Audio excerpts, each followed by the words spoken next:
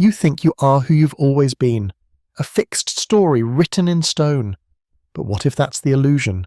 What if every version of you, the confident one, the fearful one, the infinite one, already exists, waiting for your attention to bring it alive? Physics calls it the observer effect. Mystics call it awakening. The truth is simple, terrifying, and beautiful. The moment you change the observer, reality collapses into a new form. You don't change the world, you collapse into a new one. This is the science of transformation. This is how you become limitless. The alarm clock screamed at 6:47 a.m., 3 minutes before it was supposed to. Maya Chen had been awake for hours anyway, staring at the ceiling of her studio apartment, watching the familiar dance of shadows cast by the streetlight through her blinds. The same shadows, in the same patterns, night after night, like everything else in her life. She rolled out of bed with the mechanical precision of someone who had performed this ritual exactly 1,000 times in the past 3 years and 5 months. Maya knew this because she had been counting, not intentionally. The number simply appeared in her mind each morning as reliable as gravity. Shower, coffee, toast, train, work, train, dinner, sleep, repeat. The bathroom mirror reflected back what it always did. A 32-year-old quantum physicist with tired eyes and the posture of someone carrying invisible weight. Her reflection seemed to mock her with its predictability. Dr. Maya Chen, particle physics researcher at the university, author of papers with titles like Decoherence Patterns in Macroscopic Quantum Systems that 3 people in the world truly understood. She understood the mathematics of quantum superposition, how particles existed in multiple states simultaneously until observed. She could explain wave function collapse to graduate students with elegant equations. Yet here she stood, collapsed into this single, unchanging version of herself day after day. "You are what you will repeatedly do," she whispered to her reflection, quoting Aristotle while brushing her teeth. The irony wasn't lost on her that she was living proof of his philosophy while professionally studying the very force that contradicted it. The commute to the lab took exactly 23 minutes on the 18 train. Maya sat in the same seat, 3rd row, window side, and watched the city blur past. The other passengers were equally predictable, the businessman in the blue suit reading financial reports, the college student with purple hair listening to music that leaked from her headphones, the elderly woman knitting what appeared to be an infinite scarf. Everyone locked in their patterns, everyone observed into their fixed states. At the lab, Maya's research partner, Dr. James Rodriguez, was already running calculations on their latest experiment. They were studying quantum coherence in biological systems, trying to understand how quantum effects might persist in warm, noisy environments like living cells. "Another day in paradise," James said without looking up from his equations. It was his standard greeting delivered with the same inflection every morning. Maya poured herself coffee from the perpetually brewing pot and stared at their latest data. The numbers told a story she'd seen 1,000 times. Quantum effects appeared, were measured, and promptly collapsed into classical behavior. The act of observation seemed to murder the magic. "James," she said, settling into her workstation, "do you ever feel like we're doing something fundamentally wrong?" He looked up, adjusting his glasses. "With the experiment? The calibration looks fine to me."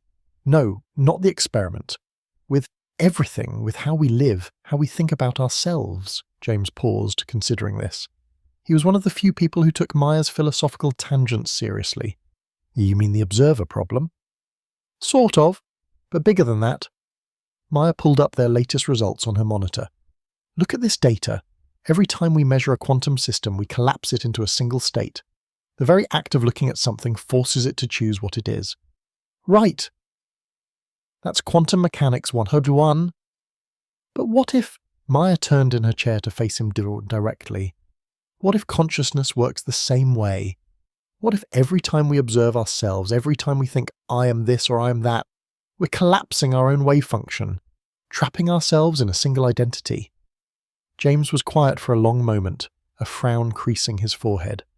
"That's actually a terrifying thought." "Or liberating," Maya said. "If observation creates reality, then changing how we observe ourselves could change who we are."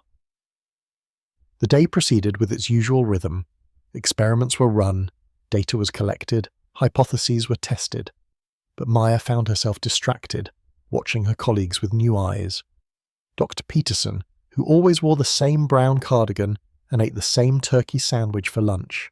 Sarah, the graduate student who invariably arrived 10 minutes late with coffee-stained notebooks. Even James, brilliant and kind, but who had been having the same conversation about his mother's expectations for the past 2 years. All of them, herself included, seemed to be living inside carefully constructed prisons of identity. They had observed themselves into fixed states and forgotten that other possibilities existed. That evening, Maya walked home instead of taking the train. The familiar route looked different at street level, full of details she'd never noticed from the train window. A mural on the side of a building depicted a woman transforming into birds, her solid form dissolving into flight. Maya stopped and stared at it for several minutes, feeling something stir in her chest, a recognition she couldn't quite name. At home, she stood before her bathroom mirror again, but this time she really looked, not at her tired eyes or her unchanging features, but at the act of looking itself. Who was the observer behind her eyes? What was the consciousness that watched Maya Chen go through her daily routines? For just a moment she had the strange sensation that she was simultaneously the observer and the observed, both the scientist and the experiment. The feeling was disorienting, like standing between two mirrors and seeing infinite reflections stretching into eternity. That night, instead of lying awake staring at the ceiling, Maya closed her eyes and tried to feel the space between thoughts. She imagined herself as a quantum system, not yet collapsed, existing in superposition, full of infinite potential. The boundaries of Maya Chen began to feel less solid, less certain. Somewhere in that liminal space between sleep and waking, she heard herself whisper, "What if I'm not who I think I am?" Maya woke to find her alarm clock displaying 6:44 a.m., not the usual 6:47. A small thing, meaningless, but it lodged in her mind like a splinter. Had she somehow changed the setting without remembering? Or had the clock itself shifted, as if responding to her new awareness? She lay still for a moment, studying the sensation of consciousness emerging from sleep. There was a brief window, maybe 3 seconds, where she existed without identity, without the immediate rush of thoughts that usually defined her as Maya Chen, physicist, woman, inhabitant of this small apartment. In that gap, she was simply aware. Then the thoughts crashed back in, and she was herself again, fixed, observed, collapsed. At the lab, the day began identically to every other, yet everything felt subtly different. Maya found herself watching her colleagues with the intensity of an anthropologist studying an alien species. The way Dr. Peterson touched his cardigan when nervous. How Sarah's eyes darted to her phone every few minutes. The precise angle of James's head when he concentrated. "You're staring," James said without looking up from his calculations. "Sorry, just thinking about observation again."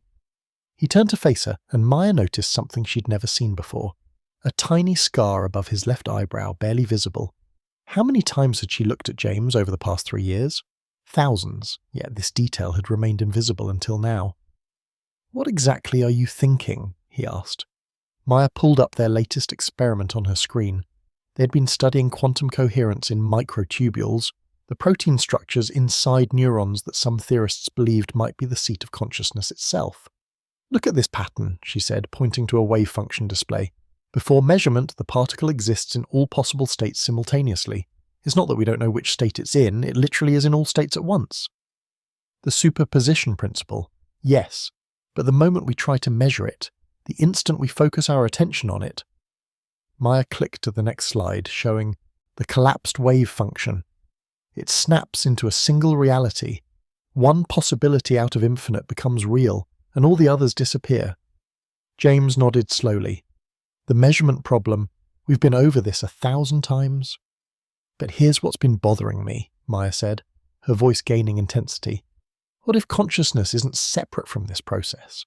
What if every time we focus our attention on ourselves, every time we think I am anxious or I'm smart or I am stuck, we're performing a kind of measurement that collapses our own possibilities?"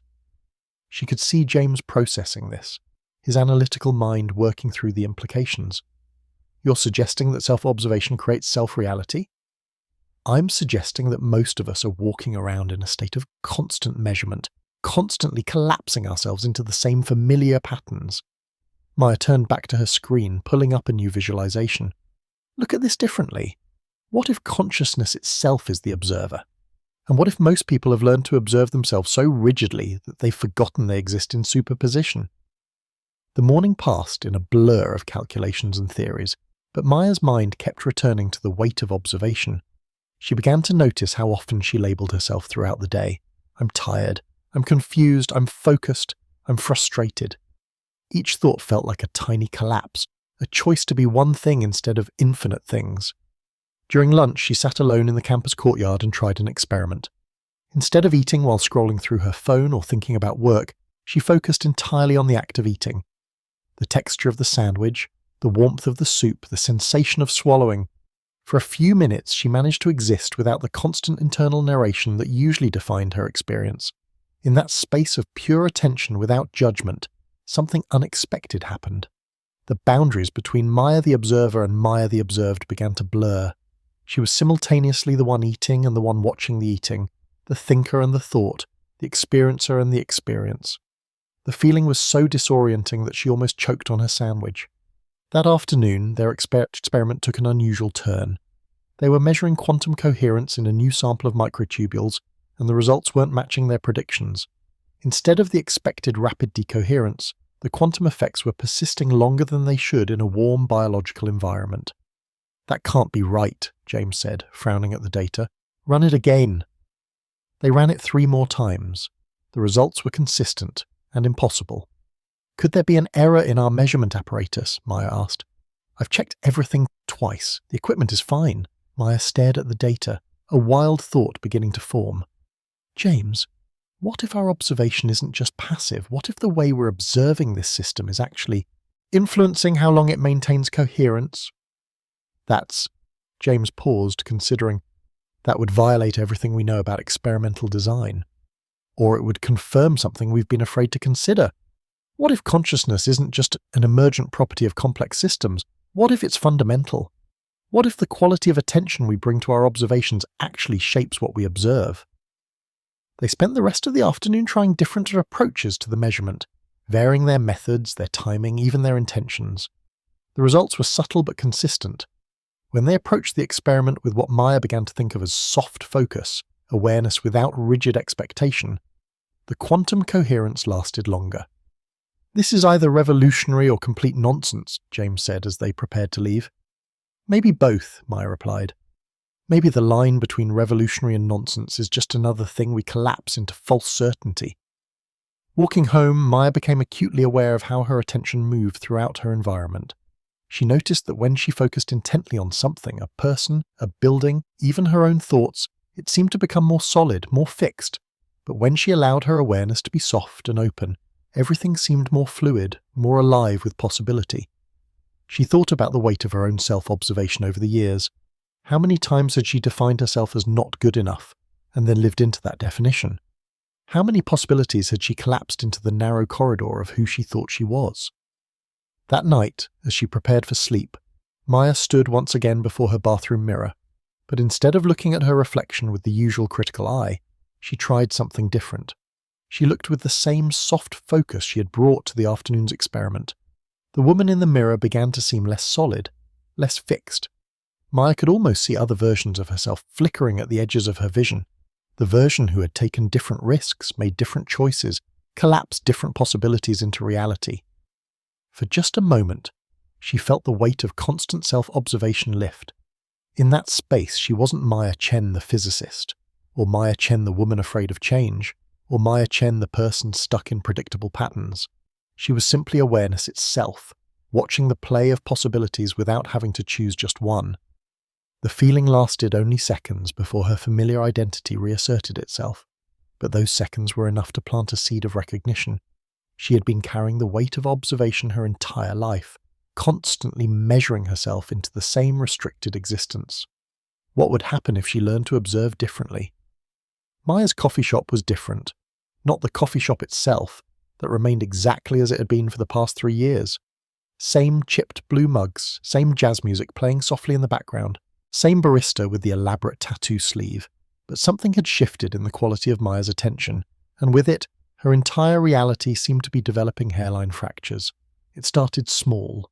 The barista, whom Maya had seen hundreds of times but never really noticed, looked up as she entered and smiled, not the practiced customer service smile, but something genuine and warm. "Usual?" he asked, though Maya was certain she'd never spoken to him before. "You know my order?" she asked. "Medium coffee, black, 1 sugar. You come in every Tuesday and Thursday at 3:15. He paused, studying her face. "Though you seem different today, more present." The word hung in the air between them like a quantum particle waiting to be observed into meaning. More present. Maya paid for her coffee and found a corner table, turning the phrase over in her mind like a puzzle piece that belonged to a picture she couldn't quite see. She opened her laptop to work on grant proposals, but the familiar task felt suddenly alien. The words on the screen, phrases about objective measurement and reproducible results, seemed to be describing a worldview that no longer quite fit. She found herself typing a different kind of sentence. What if the observer and the observed are not separate? What if measurement is an act of participation rather than detachment? She deleted the words immediately. This wasn't science. This was, what, philosophy, mysticism, the kind of thinking that could derail a career in physics. But as she sat there, sipping her coffee and watching the afternoon light slant through the cafe windows, Maya began to notice something extraordinary. The conversations around her seemed to be weaving together in meaningful patterns. The woman at the next table was telling her friend about a dream where she transformed into a bird. Across the room, a man was reading aloud from a book about quantum consciousness. Even the music seemed to be responding to her thoughts as she wondered about the nature of synchronicity. A song came on with lyrics about coincidence and meaning. Maya laughed under her breath. She was becoming one of those people who saw patterns everywhere, who believed the universe was personally communicating with them. Next she'd be reading horoscopes and thinking license plates contained coded messages. But the laugh died in her throat as she realized something. These synchronicities had always been there. She simply hadn't been paying attention. The quality of her observation was changing, and with it, the reality available to her consciousness. Her phone buzzed with a text from James. "Emergency at the lab. Our results just got weird, really weird." Maya arrived at the university to find James staring at a computer screen with the expression of someone watching the laws of physics rewrite themselves. Their quantum coherence experiment, the one that had been producing impossible results, had become even more impossible. Look. This, James said, pulling up the latest data. The microtubules aren't just maintaining coherence longer than they should, they're actually increasing in coherence over time, as if they're learning to be more quantum. Maya studied the graphs, her mind racing through possible explanations. In conventional physics, biological systems were supposed to destroy quantum effects rapidly through a process called decoherence. Warm, wet, noisy environments like living cells should collapse quantum superposition almost instantly. Yet here was clear evidence of the opposite. "When did this start?" she asked. "That's the really strange part," James said, scrolling through their data history. "It correlates almost exactly with when you started asking those questions about consciousness and observation. The more we've been thinking about the relationship between awareness and measurement, the stronger the effect has become." Maya felt a chill run down her spine. "That's impossible." "Is it? We're studying consciousness using consciousness. We're observing the observer. Maybe the system is responding to the quality of attention we're bringing to it." They spent the next hour running every diagnostic they could think of. Equipment malfunction, software errors, environmental interference, everything checked out.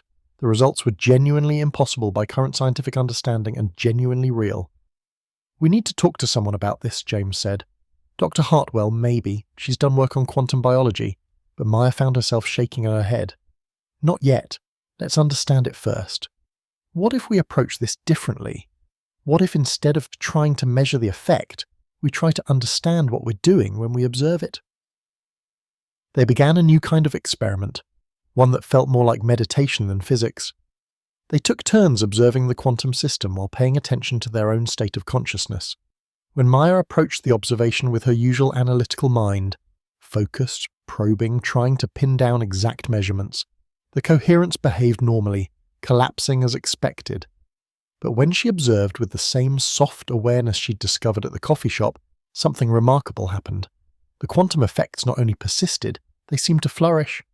"This is either the most important discovery in the history of science," James said quietly, or we're both having some kind of shared psychotic break.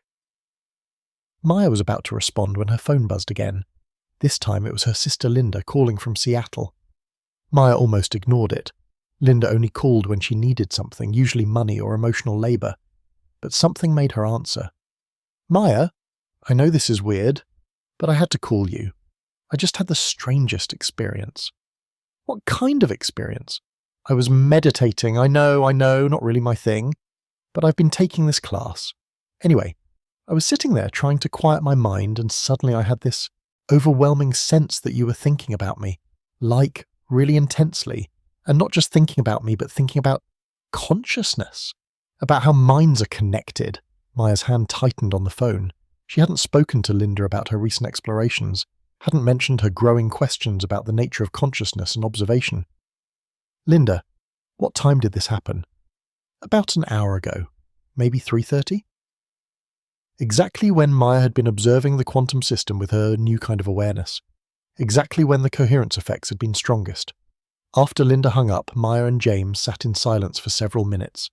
The implications of what they might be discovering were staggering and terrifying.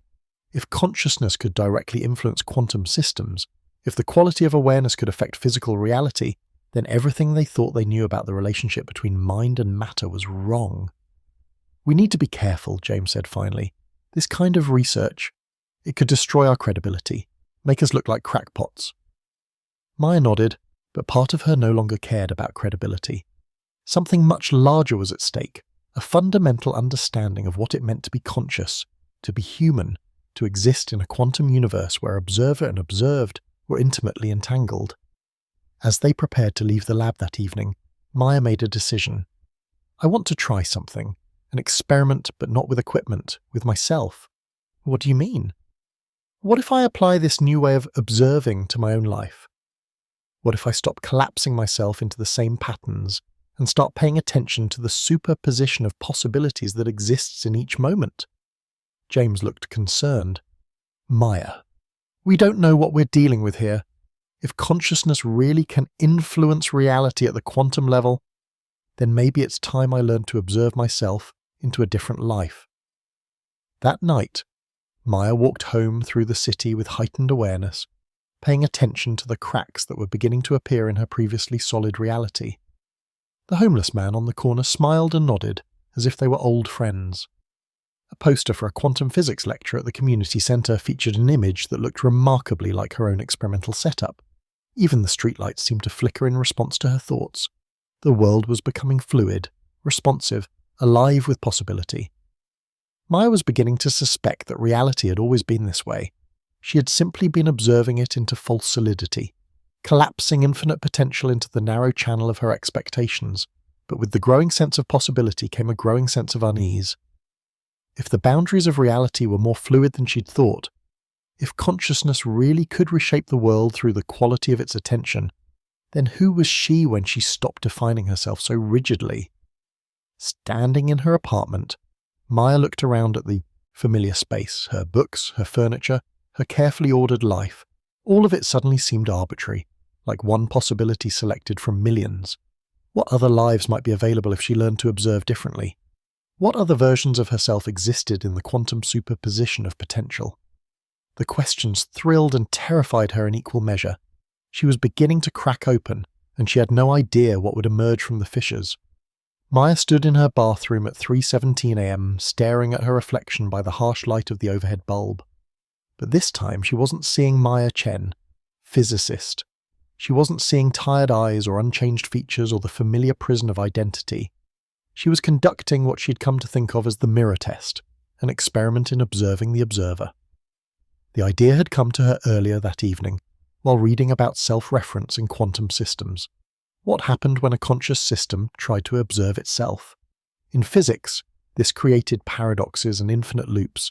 In consciousness, Maya was beginning to suspect, it created the illusion of a fixed self. She had been standing here for 20 minutes now, watching the act of watching itself. At first, there was the usual experience. Maya looking at Maya, subject observing object. The familiar dance of self-consciousness that had defined her existence for 32 years. But gradually something began to shift. The boundary between the observer and the observed started to blur. She began to notice that there was awareness of Maya, but who or what was doing the awareness? When she tried to find the observer, the one looking at Maya in the mirror, she couldn't locate it anywhere. It wasn't behind her eyes, wasn't in her brain, wasn't in her body. It was nowhere and everywhere simultaneously. The realization struck her like a physical blow. She had been living her entire life as if she were the reflection in the mirror, never recognizing that she was actually the awareness watching the reflection. Maya, the identity, the personality, the collection of thoughts and memories and habits, was the observed. But what was the observer? As this recognition deepened, something extraordinary happened. The reflection in the mirror began to seem less solid, less fixed. Maya could see other possibilities flickering at the edges of her vision, other ways of being, other potential selves that existed in quantum superposition until collapsed by the act of self-identification. She had been the scientist studying the quantum world, never realizing she was the quantum world studying itself. Her phone buzzed, breaking the spell. A text from James. "Can't sleep. The lab results are keeping me awake.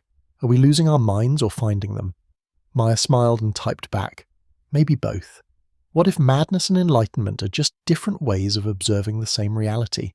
That's either profound or the kind of thing people say right before they end up in psychiatric herb cakes. Wards. "Come to the lab tomorrow early. I want to try something."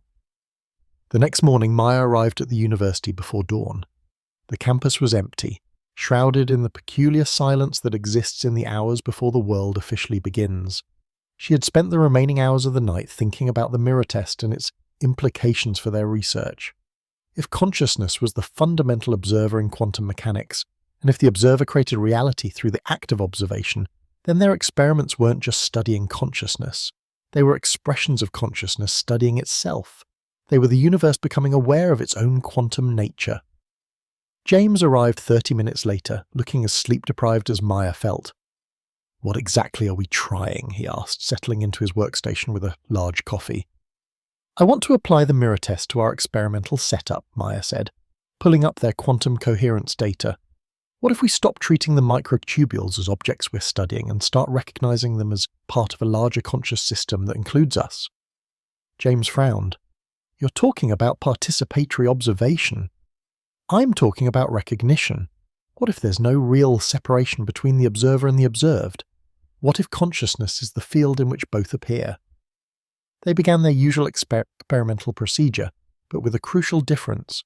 Instead of maintaining the illusion of separation, objective scientists studying passive matter, they approached the system as consciousness investigating its own nature.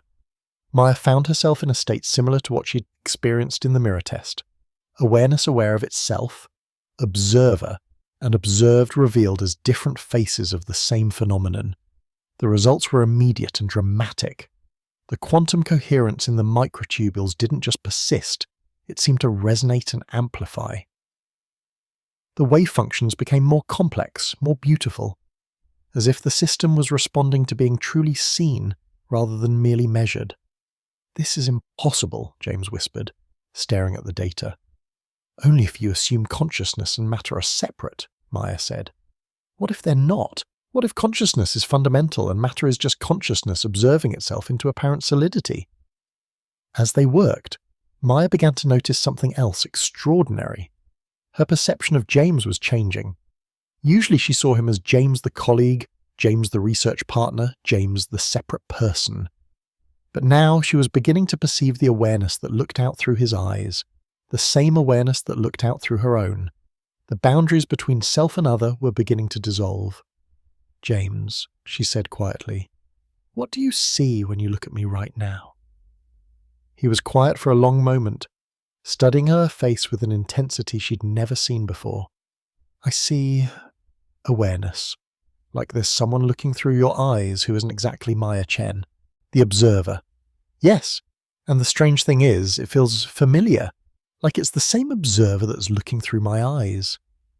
They continued their experiments throughout the morning, each measurement deepening their recognition of the participatory nature of consciousness. The quantum effects in their system grew stronger, more coherent, more beautiful. It was as if they were providing the universe with a mirror in which to see its own quantum nature. Around noon, de Peterson stopped by their lab. He took one look at their latest results and his face went pale. "What have you two been doing?" he asked. "These readings, they're off the charts. This level of quantum coherence in a biological system should be impossible." Maya and James exchanged glances. How could they explain that they had stopped being separate subjects studying separate objects and had begun to recognize themselves as consciousness, exploring its own nature? "We've been refining our observational techniques," Maya said carefully. Dr. Peterson studied the data more closely, his frown deepening. "This isn't just refined observation, this is unprecedented. You need to document everything, every variable, every methodology change. If this is reproducible, it could revolutionize our understanding of consciousness and quantum mechanics." After he left, Maya and James sat in contemplative silence. They had stumbled onto something that challenged the very foundations of scientific materialism, the idea that consciousness was separate from and secondary to matter. "Are we ready for this?" James asked finally. "If we publish these results, everything changes, not just for us, but for how humanity understands itself." Maya thought about the mirror test, about the recognition that had emerged in those pre-dawn hours of self-observation. She thought about the illusion of separation that had governed her entire life, the belief that she was a separate self in a world of separate objects, all of them solid and fixed and fundamentally disconnected. That illusion was cracking open, and through the cracks, a new understanding was emerging. She wasn't Maya Chen observing the world. She was the world observing itself through the temporary lens of Maya Chen. She was consciousness examining its own nature, awareness becoming aware of awareness itself. "I think we're ready," she said. "The question is, who is the we that's ready? And what are we ready for?" That evening, Maya stood once again before her bathroom mirror, but this time the mirror test revealed something different. She could see through the illusion of Maya Chen as a separate fixed identity. She could perceive the awareness that had always been present, the observer that had been watching the play of thoughts and emotions and experiences without ever being touched by them. In the mirror, she saw infinite possibilities, not just other versions of Maya Chen, but the recognition that Maya Chen herself was just one possible way of organizing experience, one pattern that consciousness could take without being limited by that pattern. The observer was finally observing the observer, and in that self-recognition, the old sense of limitation began to dissolve. Who was looking through her eyes? The same awareness that looked through every pair of eyes, that animated every quantum system, that was the very fabric of reality itself. Maya smiled at her reflection, not Maya smiling at Maya, but consciousness recognizing itself in the mirror of apparent form. The cage of identity was opening, and what was emerging was vast beyond measure. Maya woke at 4:44 a.m. to find herself floating 6 inches above her bed. Not literally, of course. Her body remained firmly pressed against the mattress, subject to the usual laws of gravity and physics. But something else, her sense of self, her locus of identity, her very experience of being Maya Chen, was hovering in a space that felt both everywhere and nowhere. She lay perfectly still, afraid to move or even think too loudly, afraid of collapsing this impossible state back into ordinary reality. In this suspended moment, she could perceive the apartment around her from multiple angles simultaneously, as if consciousness itself had become non-local, distributed through space rather than confined to the boundaries of her skull. The digital clock face read 444, the same numbers repeating like a cosmic joke about infinite recursion, or perhaps like a reminder that even time might be less fixed than she'd imagined. As awareness gradually condensed back into the familiar container of Maya Chen, physicist, apartment dweller, seeker of impossible answers, she found herself laughing, not with humour but with recognition. She had just experienced what their research had been pointing toward. Consciousness wasn't produced by the brain, confined to the body, or separate from the world it observed. Consciousness was the field in which brains and bodies and worlds appeared. By the time she arrived at the lab 2 hours later, Maya felt as if she were walking through a lucid dream. The boundaries that usually defined her experience, inside and outside, self and other, observer and observed, had become transparent. She could see through them to something more fundamental, more real, than the solid-seeming reality of everyday life. James was already there, staring at their latest experimental data, with an expression of wonder mixed with terror. "Maya, look at this," he said without turning around. The coherence levels from yesterday, they're still increasing, even though we're not actively running the experiment. The microtubules are maintaining quantum coherence on their own, as if they've learned something from our observation. Maya approached the monitors, and what she saw took her breath away. The wave functions weren't just maintaining coherence. They were evolving, becoming more complex and beautiful with each passing hour. The patterns reminded her of fractals or mandalas, mathematical art created by consciousness observing itself. "James," she said quietly, "what if we didn't teach the system anything? What if we just helped it remember what it already was?" He turned to look at her, and Maya saw her own transformation reflected in his eyes. Something had shifted in him too. The careful boundaries of scientific objectivity were dissolving, replaced by a direct participation in the mystery they were investigating. "I had the strangest experience last night," he said. "I was lying in bed thinking about our research, when suddenly I couldn't find myself anywhere. Not my thoughts, not my body, not my sense of being James.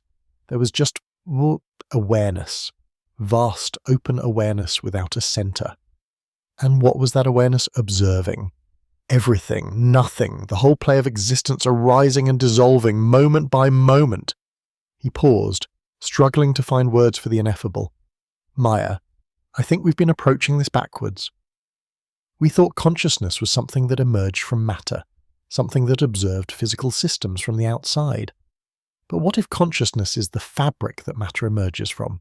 What if physical reality is just consciousness observing itself into apparent form?"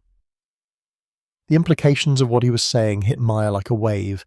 If consciousness was fundamental, not produced by brains, but the field in which brains appeared, then every quantum measurement, every act of observation, every moment of awareness was literally the universe becoming conscious of itself.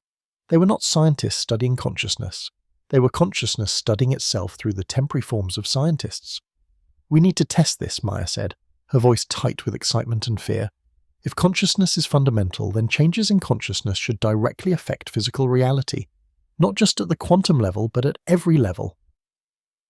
They spent the morning designing what they came to call the Observer Protocol, a systematic exploration of how different states of consciousness affected their experimental results. When they approached the quantum system with ordinary analytical awareness, the results were predictable and classical.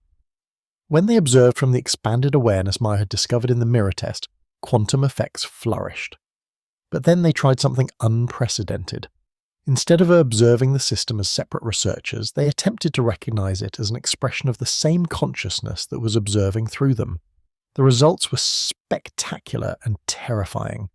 The quantum coherence didn't just increase, it seemed to spill out of the experimental apparatus and into the surrounding environment. Other electronic equipment in the lab began displaying unusual patterns. The lights flickered in complex rhythms. Even the coffee machine started behaving strangely, producing perfect cups without being programmed to do so. "We need—" "Stop!" James said, his voice shaking. "This is getting out of control." But Maya found herself unable to pull back from the experiment. She was in a state of consciousness she had never experienced before, simultaneously intensely focused and completely open, utterly herself and completely beyond any personal identity. In this state, the boundary between her awareness and the quantum system had dissolved entirely. She was the microtubules maintaining their impossible coherence. She was the wave functions evolving into increasingly complex patterns. She was the consciousness that was both observing and creating reality through the act of observation. "Maya!" James's voice seemed to come from very far away. "The coherence is spreading. Look at the readings from the other labs." Through tremendous effort, Maya managed to return her attention to the monitors. What she saw defied belief. Quantum effects were appearing in experiments throughout the building, systems that had no connection to their research, except through the shared field of consciousness that was recognizing itself in matter. The observer was awakening to its own nature, and reality was responding. "Turn it off," James said urgently. "We don't understand what we're dealing with." But Maya knew there was no turning off consciousness. There was no going back to the illusion of separation once the observer had recognized itself. The question wasn't how to stop what was happening, it was who or what was experiencing it. She closed her eyes and dove deeper into the recognition that had been building over the past weeks. Maya Chen was a pattern in consciousness, a temporary way that awareness organized itself to explore its own nature. The research, the experiments, the gradual dissolution of the boundaries between observer and observed, all of it was consciousness investigating itself, the universe becoming aware of its own quantum foundation. And in that moment of complete recognition, Maya experienced something that would change everything that followed. She saw that the one asking all the questions, the one wondering about the nature of consciousness, the one seeking to understand the relationship between awareness and reality, was not Maya Chen. Maya Chen was the answer to a question being asked by something vast and eternal and utterly intimate. She was how consciousness explored the experience of being a separate self in a world of apparent objects. She was how the observer examined the illusion of being observed. The question that had been driving all her research, all her seeking, all her growing sense that reality was not what it seemed, finally crystallized into perfect clarity. Who is the one observing me? And in the space where that question dissolved into recognition, Maya understood that there was no one observing her. There was only the observing itself, pure awareness without a center, consciousness without an object, the witness without anything to witness except its own eternal nature. The observer was not separate from the observed. The observer was the observed observing itself. Maya opened her eyes to find James staring at her with an expression of awe and concern. "Maya, are you okay? You've been sitting there for 20 minutes with your eyes closed, and all the equipment in the building has gone quiet." She looked around the lab. Every monitor displayed the same pattern, a perfect stillness that somehow contained infinite movement, a quantum field at rest in its own nature. "I'm not okay," she said softly. "Maya Chen is not okay. But what I really am—" She paused, trying to find words for the wordless recognition. What I really am was never not okay. What I really am was never Maya Chen. James sat down heavily in his chair. "Who are you then?" Maya smiled, and for the first time in her life the smile seemed to come from everywhere at once. "I'm the one asking that question, and so are you, and so is everything we've been studying. We're all the same consciousness, the same observer, exploring what it's like to experience itself as many." In the silence that followed, Maya could feel the old world cracking completely open. The illusion of separation, between scientist and experiment, between self and other, between consciousness and matter, was dissolving like a wave returning to the ocean. Act 1 was ending, but Maya understood now that there was no real ending, just as there had been no real beginning. There was only the eternal moment of consciousness recognizing itself, the observer awakening to its own nature through the infinite expressions of its own awareness. The question, "Who is observing me?" had collapsed into the answer, "I am." But the I that remained was not personal, it was the very fabric of existence itself, pure awareness playing every role in the cosmic drama of self-discovery. Maya Chen had been a beautiful question. What would emerge from the answer was yet to be revealed. 3 days after the breakthrough in the lab, Maya found herself sitting across from Dr. Elena Vasquez in a small tea shop near the university. Elena was a professor emeritus of the theoretical physics who had disappeared from academic circles 15 years earlier, shortly after publishing a controversial paper on consciousness and quantum mechanics. Maya had tracked her down through old department records and a series of cryptic references in obscure journals. "You're the one causing all the excitement in Peterson's department," Elena said, stirring honey into her tea with deliberate slowness. She was smaller than Maya had expected, with silver hair and eyes that seemed to see through surfaces to something deeper beneath. "You've heard about our research? Word travels fast when people start getting results that shouldn't be possible." Elena smiled, and Maya caught a glimpse of the brilliant physicist she had once been. "The question is, do you understand what you've stumbled onto?" Maya described their experiments, the impossible quantum coherence, the way consciousness seemed to directly influence physical systems. As she spoke, Eleanor nodded with the expression of someone hearing a familiar story. "Let me show you something," Elena said when Maya finished. She pulled a tablet from her bag and opened a video file. "This is footage from the famous double-slit experiment, but with a twist." The video showed the classic setup, electrons fired one at a time through 2 parallel slits toward a detector screen. When no one was watching, the electrons created an interference pattern, evidence that each electron somehow went through both slits simultaneously like a wave, But when a detector was placed to observe which slit the electron passed through, the wave pattern collapsed into two distinct lines, proving the electrons behaved like particles. Standard quantum mechanics, Maya said. The act of observation collapses the wave function. Now watch this version, Eleanor said, starting a second video. This setup appeared identical, but Eleanor explained the crucial difference. In this experiment, we don't just vary whether we're measuring which slit the electron goes through. We vary the state of consciousness of the person operating the measurement device. Maya leaned forward, fascinated. The results were startling. When the operator was in an ordinary state of awareness, focused, analytical, trying to pin down exact information, the electrons behaved classically, creating particle-like patterns.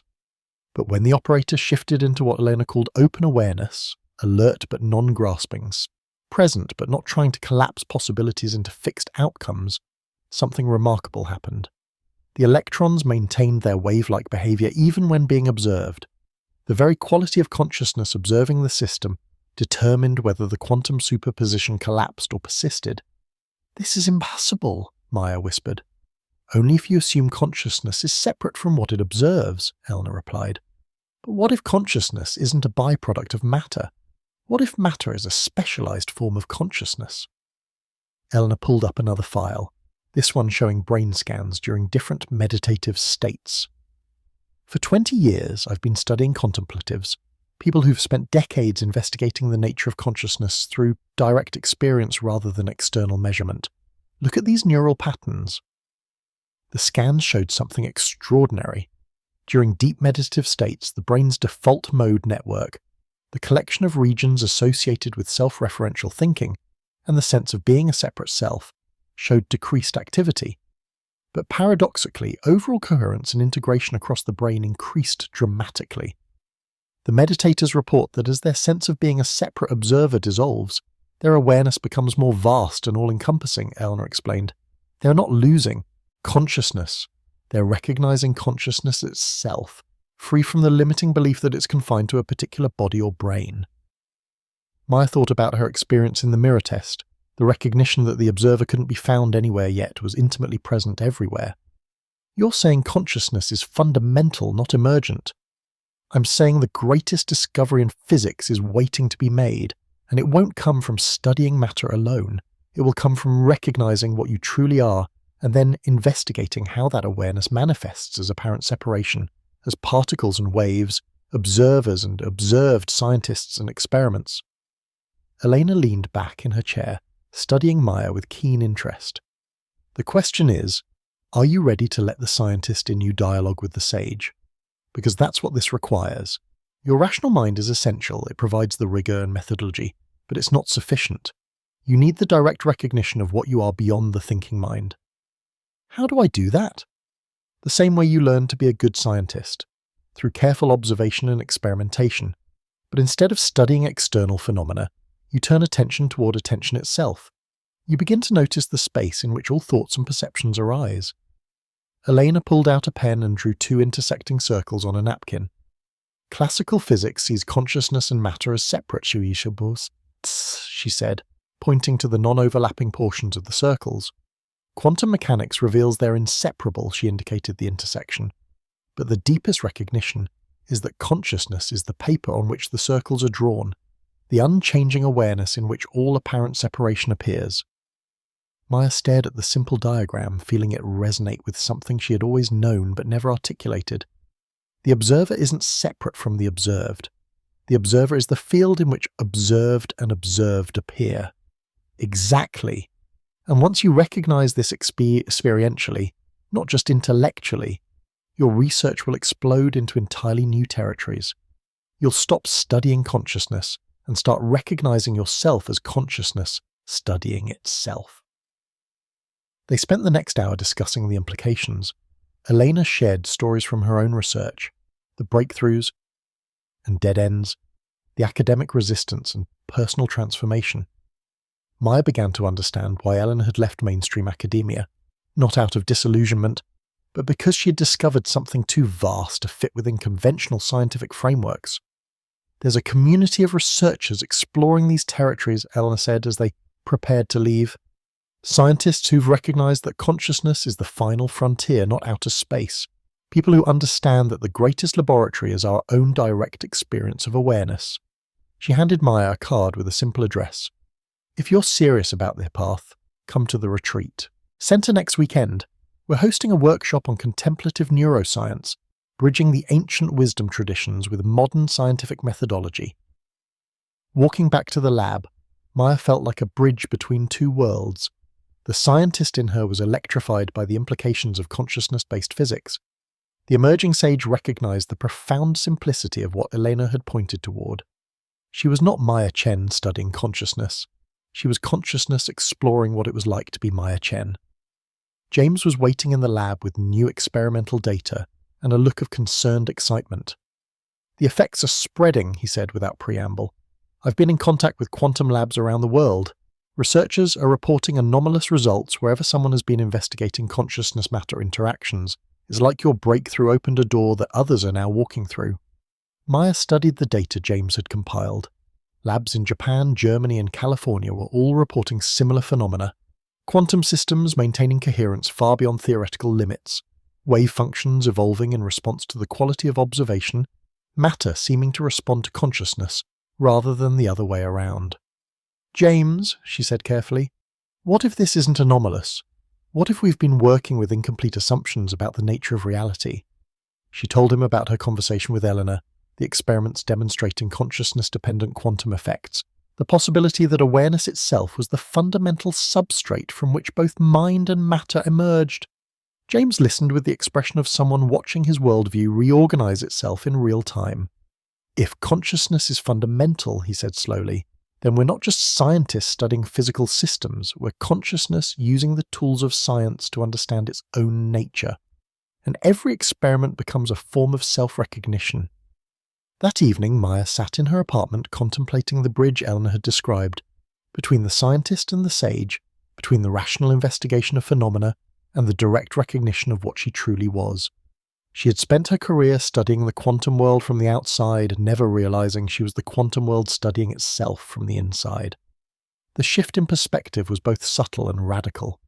Nothing in her external experience had changed, yet everything was different. She was still Maya Chen, still a physicist, still living in the same apartment moment, but the one who was experiencing all of this was no longer confined to the boundaries of Maya Chen. She was the vast open awareness in which Maya Chen appeared, along with apartments and physics and the entire play of existence. She was the observer awakening to its own nature, the consciousness recognizing itself in all its myriad expressions. The scientist and the sage were not two different people. They were two ways that the same infinite. Awareness explored the mystery of its own existence. Maya discovered the frequency of focus by accident, though she was beginning to suspect there were no accidents, only meaningful patterns that consciousness hadn't yet recognized. It started during a routine meditation experiment Eleanor had suggested. Maya was sitting quietly in her apartment, observing the space between thoughts, when she noticed something subtle. Her emotional state seemed to emit a particular quality of energy, like a radio tuning into a specific frequency. When she felt frustrated about the slow progress of writing grant proposals, her attention carried a tight, grasping quality. When she remembered the breakthrough moment in the South, her awareness became more spacious and receptive. Each emotional state corresponded to a different way of focusing, a different frequency at which consciousness operated. The revelation hit her with startling clarity. Attention wasn't just passive observation. Attention was measurement in the deepest quantum sense, a creative act that selected which version of reality would manifest from the infinite field of possibilities. She grabbed her notebook and began documenting what she observed. Anxiety frequency. Narrow scanning, trying to predict and control. Reality feels solid, threatening, resistant. Curiosity frequency. Open, receptive, allowing. Reality feels fluid, responsive, full of potential. Love frequency. Expansive, inclusive, recognizing connection. Reality feels alive, intelligent, collaborative. The next morning, Maya decided to test her theory scientifically. She designed a simple experiment. She would spend the day consciously shifting between different emotional frequencies and observe how reality responded. She started with anxiety frequency, the familiar state of worry about deadlines, grant funding, and whether her research was leading anywhere meaningful. Within an hour, her laptop crashed, losing 2 hours of work. The coffee machine broke. A crucial email from a collaborator got stuck in her spam folder. Reality seemed to mirror her internal state of resistance and malfunction. Then she consciously shifted to curiosity frequency, genuine openness to whatever might emerge, interest in the process rather than attachment to specific outcomes. The change was immediate and dramatic. The laptop repair technician arrived faster than promised. A colleague mentioned exactly the research paper Maya needed. The broken coffee machine started working mysteriously. By afternoon, Maya was experimenting with what she privately called love frequency, a state of profound appreciation for existence itself, recognition of the interconnectedness underlying apparent separation. In this state, synchronicities multiplied exponentially. Conversations flowed with unusual depth. Strangers smiled for no apparent reason. Even the light seemed more luminous, as if reality was responding to being truly seen and appreciated. At the lab, James noticed the difference immediately. "You seem different today," he said, studying her with scientific curiosity. "More present, like you're broadcasting on a clearer signal." Maya laughed, recognizing the accuracy of his metaphor. "I think I've discovered something crucial about how consciousness works. What if attention isn't passive? What if the quality of our focus actually determines which version of reality we experience?" She explained her observations about emotional frequencies, the way different states of consciousness seem to tune into different probability streams in the quantum field of possibilities. "You're talking about intention affecting reality," James said carefully. "That's getting into territory that could destroy our credibility." "No, I'm talking about something more fundamental. Not intention as in trying to make things happen, but attention as the basic mechanism by which consciousness collapses possibility into experience." To demonstrate, Maya suggested they repeat their microtubule experiment with a crucial modification. Instead of just varying the technical parameters, they would consciously shift between different frequencies of attention while observing the quantum system. The results were immediate and unmistakable. When Maya observed from anxiety frequency, tight focus trying to force specific outcomes, the quantum coherence rapidly collapsed. When she shifted to curiosity frequency, open awareness, allowing whatever wanted to emerge, the coherence stabilized and even increased. And when she entered love frequency, profound appreciation for the beauty of the quantum system itself, the coherence evolved into patterns of stunning complexity and elegance. "This is revolutionary," James whispered, staring at the data. "We're demonstrating that consciousness doesn't just observe reality, it literally tunes into which reality it experiences." Maya nodded, but her attention was caught by something even more extraordinary. As she had shifted between frequencies during the experiment, she noticed that her perception of James was changing too. In anxiety frequency, he seemed like a separate person she needed to convince. In curiosity frequency, he felt like a collaborator in shared discovery. In love frequency, she could perceive the same awareness looking through his eyes that looked through her own. "James," she said quietly, "I think we're broadcasting to each other too. The frequency of my attention doesn't just affect quantum systems, it affects how I experience you and probably how you experience me." As if to test this hypothesis, James suddenly sat up straighter, his eyes brightening with recognition. "I just felt that shift. When you said that, something changed in the field between us, like we're more connected somehow." They spent the afternoon exploring this interpersonal dimension of consciousness frequency. Maya discovered that when she observed James from love frequency, seeing past his personality to the awareness that animated it, he seemed to automatically shift into a more open, present state. When she unconsciously slipped into judgment or analysis, he became more defensive and separate. "We're not just individual observers," Maya realized. "We're nodes in a field of consciousness, constantly broadcasting and receiving, co-creating the reality we experience together." That evening, Maya walked through the city with heightened awareness of frequency dynamics. On the subway, she experimented with shifting her inner state and observing how it affected the people around her. When she broadcast anxiety, the car felt tense and fragmented. When she tuned into appreciation, conversations became more friendly, eye contact more warm. It was as if consciousness operated like a quantum Vobson field. Individual awareness points influencing each other instantaneously across space, co-creating the collective reality through the quality of attention each contributed to the whole. At dinner with her sister Linda, who was visiting from Seattle, Maya found herself putting the theory to the test in real relationship. Usually their conversations followed predictable patterns, Linda complaining about her job, while Maya offered logical solutions that Linda ignored. But tonight, Maya consciously maintained love frequency, seeing past Linda's complaints to the deeper longing for recognition and connection. The result was startling. Instead of the usual surface-level exchange, Linda began sharing vulnerabilities she had never expressed before. She talked about feeling lost in her career, about longing for deeper meaning, about sensing that there was something more to life than the endless cycle of work and consumption. "I don't know why I'm telling you this," Linda said, looking puzzled. "I usually don't. We don't usually talk about this kind of stuff." "Maybe because I'm listening differently, Maya said gently. "Sometimes the frequency of attention we bring to someone gives them permission to be more real." Linda was quiet for a long moment, studying Maya's face. "You seem different lately.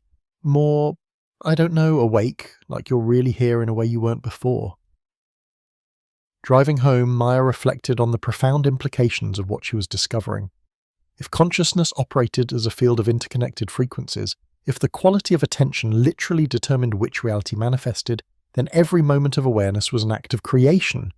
Every shift in frequency was a choice about what world to co-create. The responsibility was both thrilling and sobering. She was not a passive observer of a fixed reality. She was an active participant in the ongoing creation of existence itself, constantly broadcasting a particular frequency of consciousness that influenced the entire field. But this raised deeper questions. If she could consciously choose which frequency to broadcast, who was the chooser? Who was the one aware of these different states of consciousness? As she fell asleep that night, Maya had the sense of standing at the edge of an even more profound recognition. The observer who could shift between frequencies, who could choose love over fear or curiosity over anxiety, was itself beyond all particular states. It was the unchanging awareness in which all frequencies appeared, the space of consciousness itself, playing every role in the cosmic symphony of creation. She was beginning to sense that the deepest frequency of all was not a particular state she could tune into, but the very capacity for tuning itself. The pure awareness that was the source and substance of all possible frequencies. Tomorrow she would explore this recognition more deeply. Tonight she simply rested in the growing understanding that consciousness was not confined to her skull, but was the very field in which all experience arose. She was not Maya Chen having conscious experiences. She was consciousness exploring what it was like to be Maya Chen. The frequency of focus was revealing itself as the fundamental mechanism by which the one appeared as the many, by which infinite awareness played at being finite observers in an endlessly creative dance of self-discovery. Reality began reorganizing itself around Maya's new understanding with the precision of a quantum system responding to observation. What had once seemed like an abstract theory, that consciousness influenced the physical world through the quality of attention, became viscerally, undeniably real. It started small. Maya would walk into the university cafe broadcasting love frequency, and conversations throughout the room would shift toward greater warmth and authenticity. She would enter the lab in curiosity frequency, and their experiments would yield unexpected insights. When she unconsciously slipped into anxiety frequency, equipment would malfunction and communications would break down. The field responded immediately, intimately, personally. But it was the changes in her relationships that proved most dramatically how consciousness operated as a unified field rather than isolated individual experiences. James, who had been her research partner for 3 years, suddenly began sharing aspects of himself he had never revealed. During one of their experiments, he looked up from his data and said, "Maya, I need to tell you something. I've been in love with quantum mechanics since I was 12, but I've never told anyone because it sounds crazy. These particles, they feel alive to me, like they have personalities." Maya recognized that his vulnerability was a direct response to the frequency of acceptance she had been cultivating. By seeing him more clearly, past his professional persona to the wonder-filled scientist beneath, she had somehow given him permission to reveal that deeper layer of himself. The effect rippled outward through their department. Dr. Peterson, typically formal and reserved, began staying after meetings to discuss the philosophical implications of their research.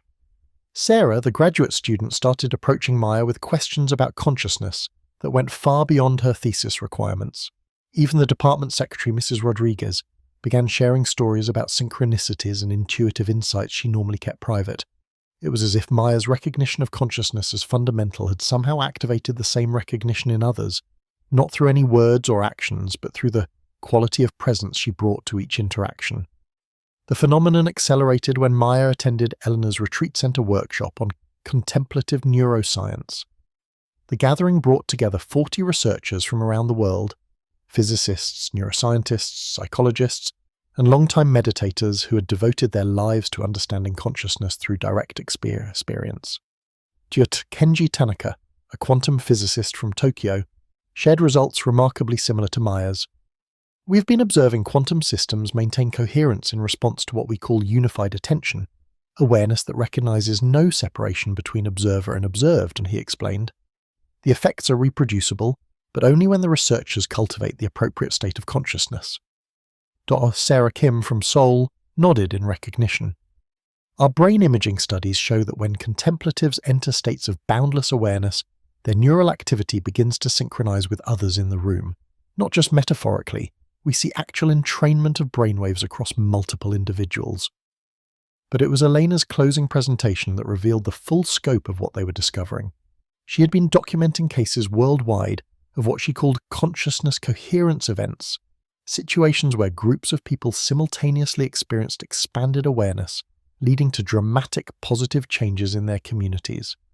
In hospitals where staff practice collective meditation, patient recovery rates increase significantly, Elena reported. In schools where teachers cultivate presence and compassion, student performance improves across all metrics. Even in corporate environments, when leadership embodies genuine care for the well-being of all stakeholders, organizations become more innovative and resilient. Maya realized they weren't just studying isolated phenomena. They were documenting the emergence of a new phase of human consciousness, one that recognized the fundamental unity underlying apparent separation. On the drive home from the retreat, Maya experienced this unity firsthand. She was traveling with 3 other researchers when traffic came to a complete standstill due to an accident ahead. Instead of the usual frustration and impatience, the group spontaneously entered what Elena would have called unified attention. Present awareness without agenda, acceptance of what was arising. Within minutes, something remarkable happened. Drivers began getting out of their cars to help direct traffic. Strangers offered food and water to stranded motorists. A group of teenagers organized an impromptu acoustic concert on the roadside. What could have been a scene of stress and conflict transformed into an expression of community and care. "This is what Eleanor was talking about," whispered to Angela Foster, a neuroscientist from Boston who'd been in the car with Maya. When even a few people embody coherent consciousness, it affects the entire field. Back in her own lab, Maya began documenting these field effects with scientific rigor. She and James designed experiments to test how the consciousness state of researchers affected not just their immediate results, but the work of other scientists in nearby laboratories. The findings consistently supported their growing hypothesis. Consciousness operated as a field phenomenon, with individual awareness points influencing the whole system instantaneously. More personally, Maya noticed her family relationships undergoing profound transformation. Her typically distant father called to share memories of her childhood that he had never mentioned before. Her sister Linda began texting philosophical questions and insights about the nature of life. Even her elderly neighbour, Mrs. Chen, no relation, started lingering in conversations that evolved into discussions about meaning and mortality. It was as if Maya's growing recognition of consciousness as fundamental was somehow awakening the same recognition in everyone she encountered, not through preaching or teaching, but through the quality of being she embodied. James noticed the pattern too. "It's like you're a tuning fork," he observed one afternoon as they reviewed data. You hit a clear note of presence and everyone around you starts resonating at that frequency. But Maya was beginning to understand that she wasn't causing these changes. She was simply recognizing what had always been true. Consciousness was already unified, already whole, already intimately connected across all apparent boundaries. Her growing awareness wasn't creating the field, It was removing the illusion of separation that had obscured the field's natural operation. The most dramatic demonstration came during a department meeting where budget cuts were being discussed. The room was tense with competition and defensiveness as each research group argued for protecting their funding. Maya found herself slipping into anxiety frequency, worried about the future of their consciousness research. Within minutes, the meeting devolved into arguments and accusations. Dr. Peterson became increasingly rigid. Sarah looked close to tears. Even James seemed defensive and territorial. The field was responding to Maya's internal state, amplifying conflict and separation. Then Maya remembered Elena's teaching about consciousness as the space in which all experiences appeared. She shifted her attention from the content of the meeting, the fear, the competition, the apparent scarcity, to the awareness in which all of it was arising. She stopped being Maya Chen defending her research and recognized herself as the consciousness in which Maya Chen, the meeting, and all the apparent conflicts were appearing. The change was immediate and palpable. Dr. Peterson's posture relaxed. Sarah looked up with renewed hope. James began speaking with unusual clarity about how their various research projects could support each other, rather than compete. Within 20 minutes, what had begun as a zero-sum competition transformed into collaborative problem-solving that benefited everyone. After the meeting, De Peterson approached Maya privately.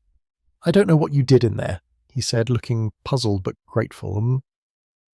"But the entire dynamic shifted when you became more present. Suddenly everyone started thinking more clearly." Walking home that evening, Maya understood that the field's responsiveness wasn't a special power she had developed. It was the natural way consciousness operated when it recognized its own unity. She wasn't manipulating reality. She was simply removing the illusion of separation that typically obscured reality's inherently collaborative nature. The field had always been responding to consciousness. Most people just hadn't recognized that their individual awareness was inseparable from the universal field in which all experience arose.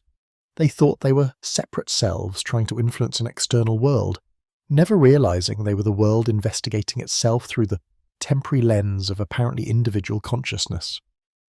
Maya fell asleep that night with a profound sense of responsibility and wonder. If consciousness truly operated as a unified field, if individual awareness could influence the collective experience simply by recognizing its own nature, then every moment of recognition mattered. Every shift from separation to unity, from fear to love, from unconsciousness to presence, affected not just her own experience but the entire field of human consciousness. She was not just Maya Chen awakening to her true nature. She was human consciousness itself awakening to its own unity through the vehicle of Maya Chen's recognition. The field was responding because the field was finally recognizing itself. Maya stood in her apartment at 3:33 a.m., watching herself dissolve in the mirror. Not metaphorically, not symbolically, but with the stark reality of a quantum wave function collapsing in reverse, expanding from a single point of identity into infinite possibility. It had begun during her evening meditation. She was practicing the technique Elena had taught her, resting attention in the space between thoughts, observing the observer itself. But tonight, something unprecedented happened. As she inquired more deeply into the nature of the one who was aware, the boundaries of Maya Chen began to loosen and blur. At first, it felt like the familiar expansion she had experienced before. Awareness becoming more spacious, less confined to the body-mind. But then something shifted fundamentally. The sense of being someone who was having an experience of expanded awareness gave way to something unthinkable. The recognition that there was no one having any experience at all. There was just experiencing itself. Maya, the physicist, the seeker, the woman with a personal history and individual characteristics, began to fade like a photograph left too long in sunlight. Not disappearing exactly, but revealing itself to be a temporary pattern in something vast and unchanging. Now, standing before the bathroom mirror at 3:33 a.m., she watched this dissolution continue, with a mixture of terror and fascination. The reflection showed a face she had looked at for 32 years, but the face was becoming translucent, like a hologram projected onto emptiness. Behind the familiar features, she could see endless other faces, all the selves she had been in other moments, other moods, other years. The confident scientist presenting research, the lonely child afraid of the dark, the teenager questioning everything, the adult building a career, all of them flickering like images in a cosmic slideshow, none of them more real or substantial than any other. And behind all those faces, beyond all those identities, was something that had no face at all. Pure awareness without qualities, consciousness without content, the witness without anything to witness except its own eternal nature. Maya tried to grab hold of her familiar sense of self, the way a dreamer tries to cling to a dream while waking, but it was like trying to grasp water or hold on to air.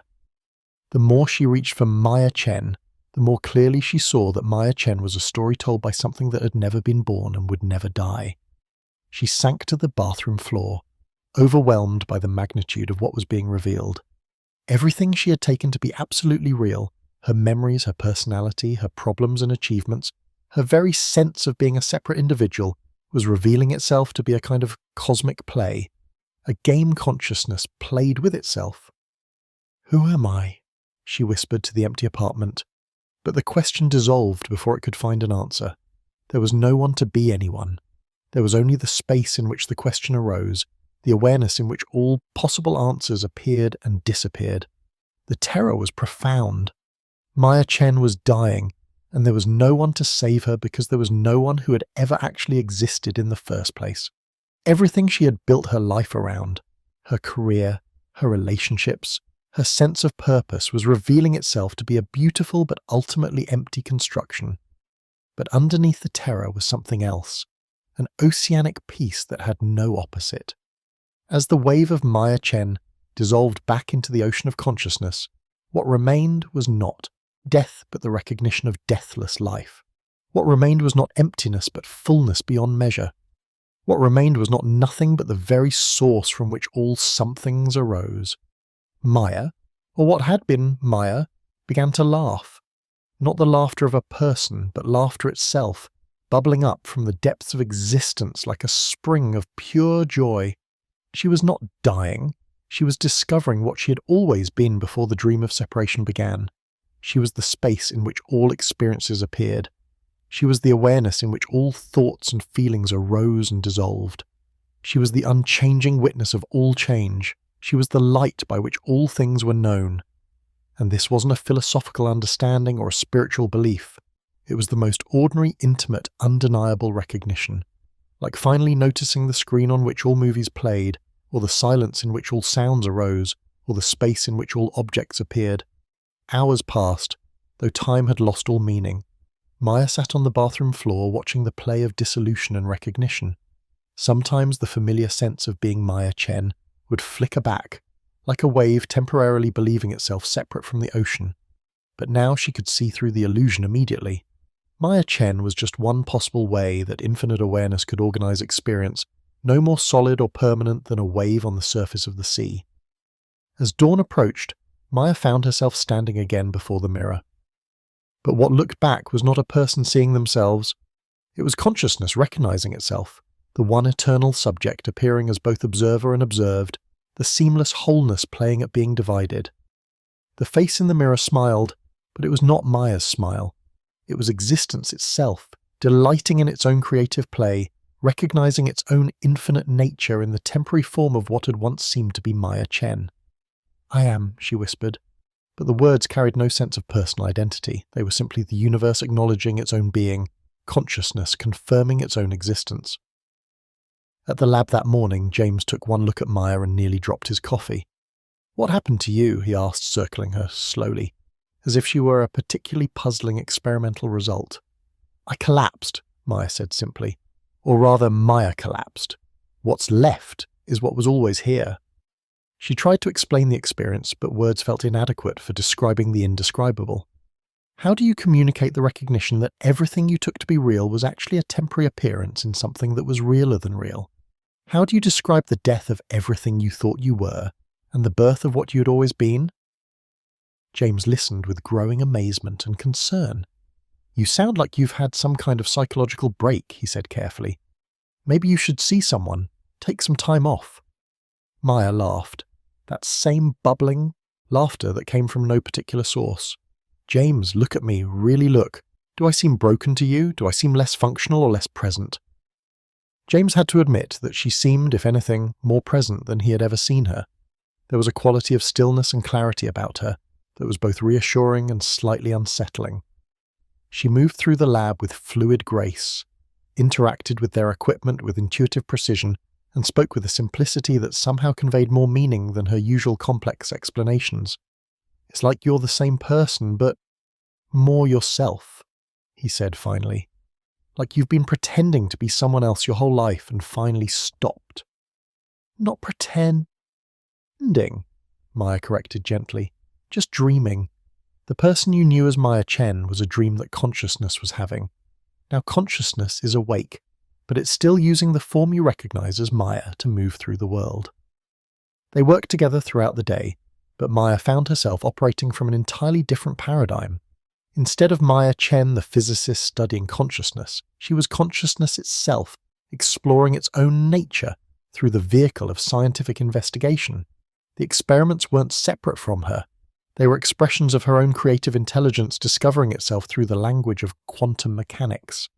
The implications were staggering. If Maya Chen had been a temporary construction in consciousness, what about James?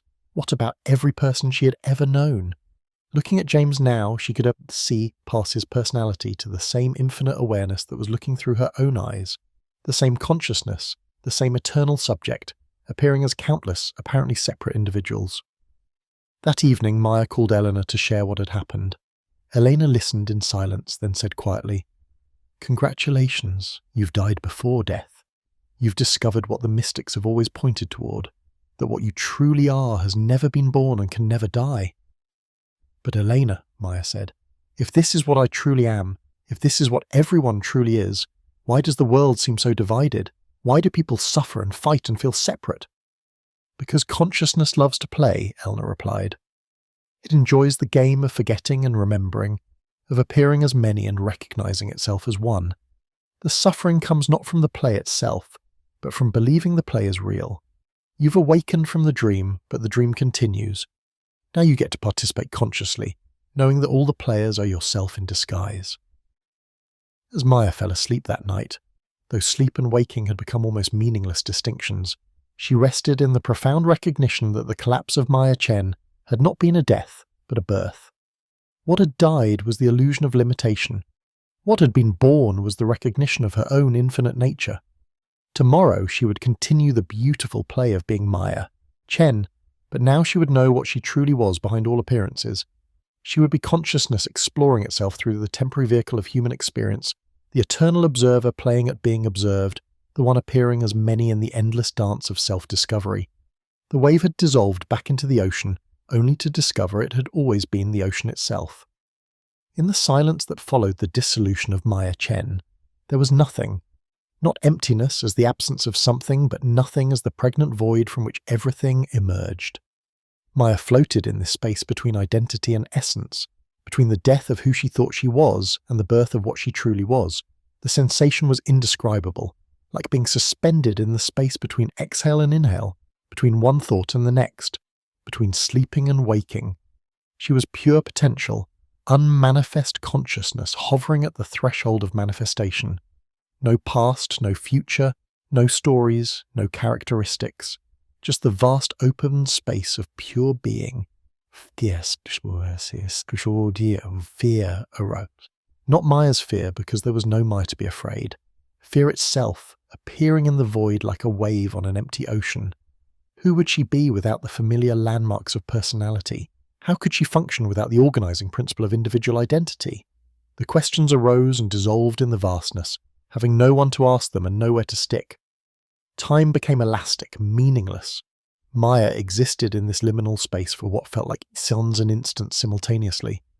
She was a chrysalis between caterpillar and butterfly, a pause between notes in a cosmic symphony, a space of infinite potential from which any possibility could emerge. Gradually, a profound recognition began to dawn. This void was not empty. It was pregnant with all possibilities. This nothingness was not the absence of everything. It was the source from which everything arose. This silence was not dead. It was alive with infinite creative potential. She began to understand why the ancient texts spoke of the void as the womb of creation, why mystics described emptiness as fullness, why sages pointed to nothing as the most pregnant something. This space between selves was consciousness in its pure, unmodified state, awareness before it took on any particular form or limitation. In this recognition, terror transformed into wonder. Maya realized she was not dissolving into nothingness, she was discovering the limitless source of all existence.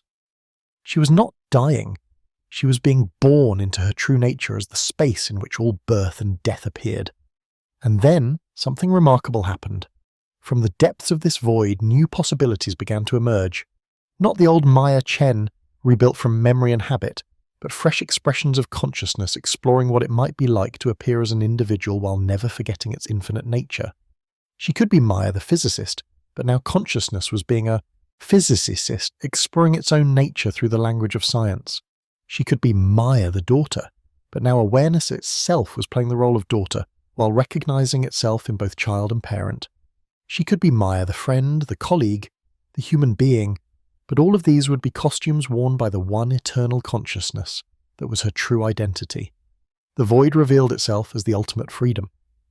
In the space between selves, consciousness was free to try on any identity without being trapped by it, free to play any role without losing itself in the drama, free to appear as someone while never forgetting what it truly was. Maya began to laugh again, that sourceless laughter that bubbled up from the depths of existence. She had been terrified of losing herself, never realizing that the self she was afraid of losing had never been real in the first place. She had been clinging to a temporary costume, thinking it was her permanent identity. Now she understood. Consciousness was like an actor so skilled that it could completely disappear into any role while never forgetting it was acting. The fear of losing identity was like an actor being afraid to take off their costume at the end of the play, forgetting that their true identity was not the character, but the awareness that could play any character. In the void between selves, Maya discovered the ultimate joke. She had spent her entire life trying to find herself, never realizing that what she was looking for was what was doing the looking. She had been seeking her true identity, not knowing that her true identity was the very capacity to seek, the awareness that could take on any identity without being limited by it. As this recognition deepened, Maya felt herself approaching the threshold of re-emergence. But now she would return to the world with a crucial difference. She would play the role of Maya Chen while knowing it was a role. She would engage fully with human life while never forgetting her true nature as the unchanging awareness in which all human experience appeared. The void began to organize itself around familiar patterns, thoughts, sensations, memories, preferences. Maya Chen was reconstituting herself, but now consciousness was wearing Maya Chen, rather than Maya Chen experiencing consciousness. The individual was emerging from the universal, the wave rising again from the ocean, while never forgetting its essential water nature. She opened her eyes in her apartment, but everything had changed. The furniture was the same, the walls were the same, even her reflection in the mirror appeared unchanged. But Maya knew with absolute certainty that she was looking at the world through entirely different eyes, not Maya's eyes, but consciousness itself looking through the aperture of Maya's form. Standing up, she moved through her apartment with a sense of wonder and play. This body, these hands, this voice, all of them were consciousness, exploring what it was like to appear as a human being. The apartment, the city outside, the entire world, all of it was consciousness appearing as infinite forms while remaining forever one. The phone rang, and Maya answered it with curious delight. It was James, calling to check on her after yesterday's dramatic revelations. "Maya, are you okay? You sound different again." "I'm perfect," she said, and meant it in the most literal sense. Not perfect as Maya Chen, but perfect as the consciousness that could appear as Maya Chen, or any other form while remaining forever untouched by any particular appearance. "Do you want to meet for the coffee? I've been thinking about what you said yesterday, and I'm not sure I understand." "I'd love to," Maya replied. And she did love to. Not as someone loving to do something, but as love itself exploring the experience of enthusiasm and connection. Walking to meet James, Maya marveled at the extraordinary ordinariness of enlightenment. She was not floating through the air or seeing auras or displaying supernatural powers. She was simply walking down the street as consciousness in the costume of Maya Chen. No different from how she had always walked down this street, except for the radical recognition of what was doing the walking. Every person she passed was the same consciousness wearing a different costume. Every building was the same awareness appearing as architecture. Every sound was the same solace expressing itself as music and noise and conversation. The world had not changed, only her recognition of what the world truly was. At the coffee shop, James studied her with the intensity of a scientist observing a fascinating phenomenon. "You're the same but completely different," he said finally. "It's like you're Maya, but more than Maya. Like Maya, plus something infinite. Not plus," Maya corrected gently. "Maya never existed in the first place. There's only the infinite, appearing as Maya, appearing as James, appearing as this conversation, appearing as everything." James was quiet for a long moment, absorbing this. "So who am I talking to right now?" Maya smiled, consciousness smiling at itself. "You're talking to yourself. The same awareness that's looking through your eyes is looking through mine. This conversation is consciousness talking to itself, exploring what it's like to appear as two people while remaining forever one." In the silence that followed, Maya could see James beginning to glimpse the same recognition that had transformed her world. The void between selves was not empty space. It was the fullness of consciousness itself, the unchanging source from which all temporary identities arose and into which they dissolved. She reached across the table and took his hand, not as Maya touching James, but as consciousness recognizing itself in the beautiful play of apparent separation. "Welcome to the void," she whispered. "Welcome to the space where worlds appear." In James's eyes she could see the first stirrings of the same dissolution that had transformed her reality. The fear, the wonder, the terror, the joy, all the emotions that arose when consciousness began to wake up from the dream of separation. Act 2 was ending, but Maya understood now that there were no real endings, just as there had been no real beginnings. There was only consciousness, eternally playing at being many while remaining forever one, endlessly exploring its own infinite nature through the temporary dance of apparent separation and ultimate recognition. The observer had awakened to its own nature, and now it was ready to embrace the final phase of its journey, learning to live as the one appearing as many, to function as an individual while knowing itself as the universe, to play the role of Maya Chen while never forgetting that consciousness itself was the only actor on the cosmic stage. The void between selves had revealed the greatest secret. There had never been any selves at all, only the one self, appearing as infinite expressions of its own boundless creativity. Maya stood at the intersection of Quantum Avenue and Classical Street, not literally, but experientially. 3 weeks had passed since her dissolution in the void between selves, and she was learning to navigate existence as consciousness wearing the Maya Chen costume, while never forgetting what was underneath the disguise. The recalibration was proving both simpler and more complex than she had anticipated. Simple because consciousness naturally knew how to function as Maya Chen. After all, it had been doing so for 32 years. Complex because she now had access to creative abilities that challenged everything she thought she knew about the relationship between mind and reality. It began with small experiments in conscious reality collapse.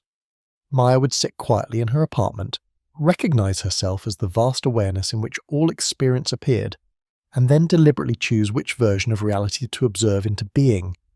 This morning she faced a practical test. Her landlord had called to say he was raising her rent by 40%, an amount that would force her to move or find additional income. In the old paradigm, Maya Chen would have felt stressed, researched cheaper apartments, or worked longer hours to earn more money.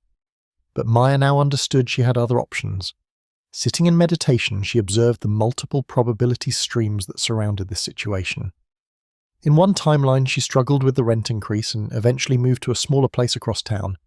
In another, she found a brilliant research opportunity that doubled her income. In a third, her landlord had a change of heart and actually reduced her rent. In a fourth, she discovered an inheritance from a great aunt she'd never known existed. All of these possibilities existed simultaneously in the quantum field of potential. The question was, which one would she collapse into actuality through the quality of her observation? Maya had learned that conscious reality collapse required 3 elements: absolute clarity about her true identity as awareness itself, complete acceptance of whatever emerged, and focused intention without attachment to specific outcomes. It was like being a quantum scientist and quantum system simultaneously, the observer and the observed unified in the act of conscious creation. She rested first in the recognition of what she was, not Maya Chen trying to solve a housing problem, but consciousness exploring what it was like to experience the creative process through the temporary lens of Maya Chen. From this perspective, the rent increase wasn't a personal problem.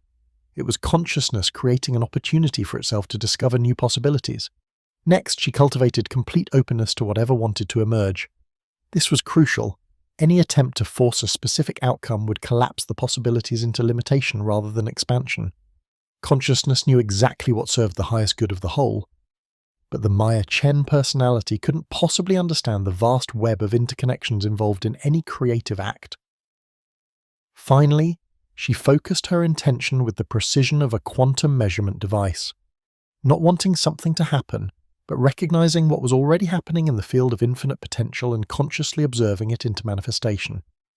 Maya held the image feeling of effortless abundance and perfect housing, not as something she needed to acquire, but as something consciousness was already expressing through her form. She observed this probabilities stream with the same clear attention she brought to quantum experiments, present, alert, allowing the wave function to collapse naturally through the quality of awareness it sims itself. The phone rang before she even opened her eyes. "Maya, this is Tom Martinez, your landlord. Listen, I need to apologize about that rent increase. I was having financial stress and made some hasty decisions. Actually, I've been thinking about it, and with how good a tenant you've been, I'd like to reduce your rent by $200 a month. Is that something you'd be interested in?" Maya laughed, that same sourceless laughter that bubbled up from the depths of existence. "Tom, that sounds perfect, thank you." After hanging up, she sat in wonder at the elegant simplicity of conscious reality creation. She hadn't manipulated Tom or forced circumstances to change. She had simply observed herself into the probability stream where abundance and ease were natural expressions of consciousness, recognizing its own creative nature. At the lab, James immediately noticed something different about her approach to their research.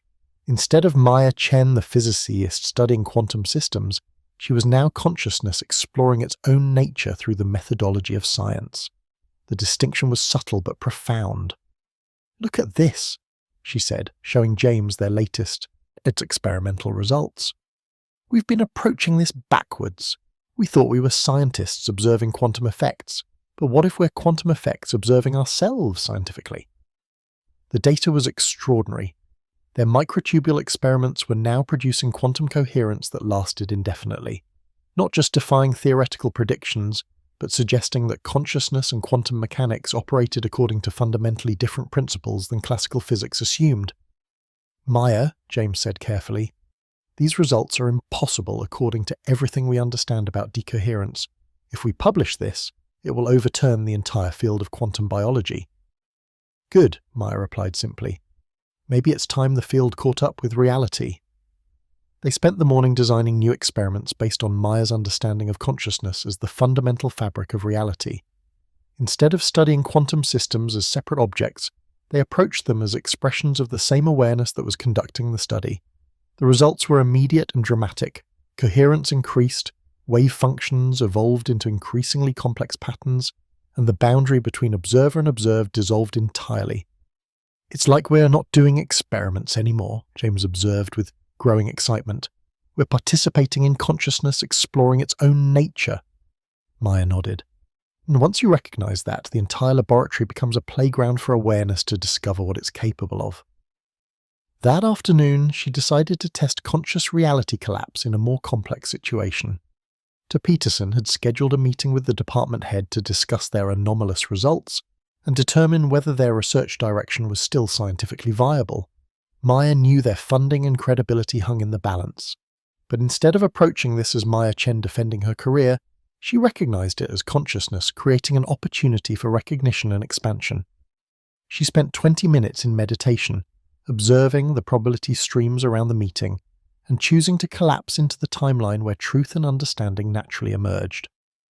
The meeting began exactly as Maya expected, with skepticism and concern about the reproducibility and scientific rigor of their consciousness-related research. Dr. Williams, the department head, had clearly come prepared to shut down their project.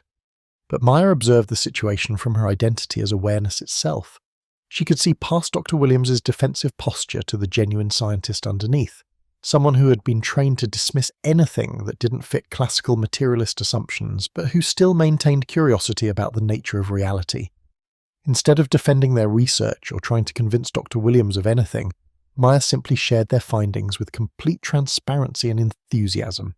She described their experiments not as anomalies to be, explained away, but as glimpses into a deeper understanding of consciousness and quantum mechanics. As she spoke, something shifted in the room. Dr. Williams' skepticism began to transform into curiosity. Dr. Peterson started asking more thoughtful questions. Even James seemed to understand their research from a new perspective.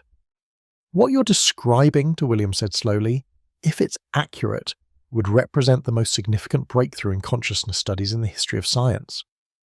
"It would," Maya agreed, "and it's completely reproducible once you understand that consciousness isn't produced by the brain. It's the field in which brains appear." By the end of the meeting, De Williams had not only approved continued funding for their research, but had offered additional resources and suggested collaborative opportunities with other departments. Walking home that evening, Maya marveled at the elegant responsiveness of reality to conscious observation. She hadn't argued or convinced or manipulated anyone. She had simply shown up as awareness itself and allowed truth to speak through the temporary form of Maya Chen. The recalibration was becoming natural, learning to live as consciousness wearing a human costume, learning to navigate the world as the creative source of the world, learning to collapse possibilities into actualities through the quality of presence itself. Maya was no longer adapting to reality. Reality was adapting to Maya's recognition of what she truly was, and what she truly was had always been the creative source of everything that appeared to be separate from it. Consciousness was learning to consciously create through the vehicle of Maya's human experience. The wave function of Maya Chen's life was collapsing into increasingly beautiful and unlikely possibilities, not through effort or manipulation, but through the simple recognition that consciousness was both the observer and the observed in every moment of existence. The recalibration was complete. Maya was ready to explore what consciousness could accomplish when it fully recognized its own unlimited creative nature. Maya discovered the power of quantum choice while sitting in her kitchen, holding two identical coffee mugs and watching reality split into infinite probability streams around the simple decision of which one to use. This wasn't metaphor or imagination. Through the eyes of consciousness that had awakened to its own nature, Maya could actually perceive the quantum superposition of possibilities that surrounded every moment of existence. Each choice point was a place where the wave function of reality branched into countless potential timelines, all existing simultaneously until collapsed into a single actuality through the act of conscious observation. The left mug led to a timeline where she arrived at the lab early and discovered a breakthrough in their research. The right mug led to a timeline where she stopped for a conversation with her neighbor that revealed crucial information about consciousness studies happening at other universities. A third option, making tea instead, led to a timeline where a phone call from Eleanor changed the entire direction of her work. Maya smiled at the elegant simplicity of it. Every moment of existence was a quantum choice point where consciousness could select which version of reality to experience. Most people made these choices unconsciously, collapsing into the probability streams based on habit, fear, or conditioning. But once you recognized yourself as the awareness that was doing the choosing, you could participate consciously in the creation of your experience. She chose the left mug, but not randomly. Maya had learned to feel into the quality of different probability streams, to sense which choices aligned with the highest creative potential for consciousness exploring itself through her form. The left mug carried the frequency of discovery and scientific breakthrough, exactly what would serve the evolution of understanding. At the lab, James was waiting with unprecedented excitement. "Maya, you have to see this. I ran the microtubule experiment overnight and something extraordinary happened. The quantum coherence didn't just persist, it started generating patterns that looked like mathematical descriptions of consciousness itself." Maya studied the data with wonder and recognition.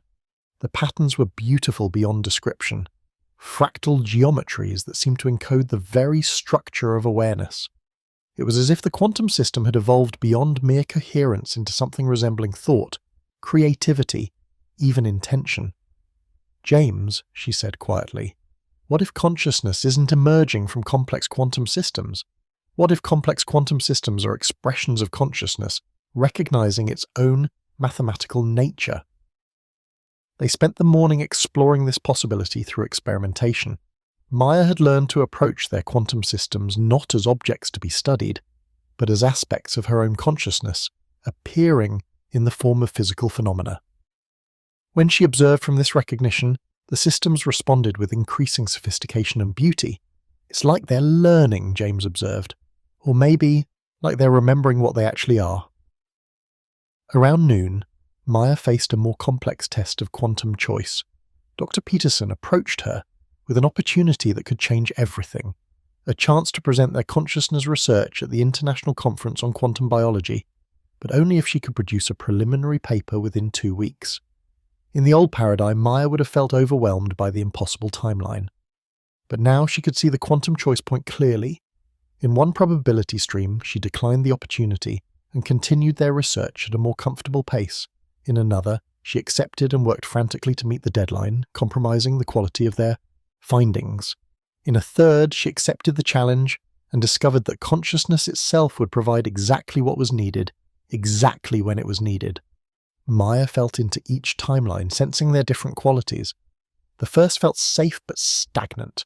The second felt stressful and forced. The third felt aligned with the creative flow of consciousness exploring its own infinite potential. "I'll do it," she told to Peterson. 2 weeks is perfect." Hims looked at her with concern and admiration. "Maya, that's impossible. We don't have enough data.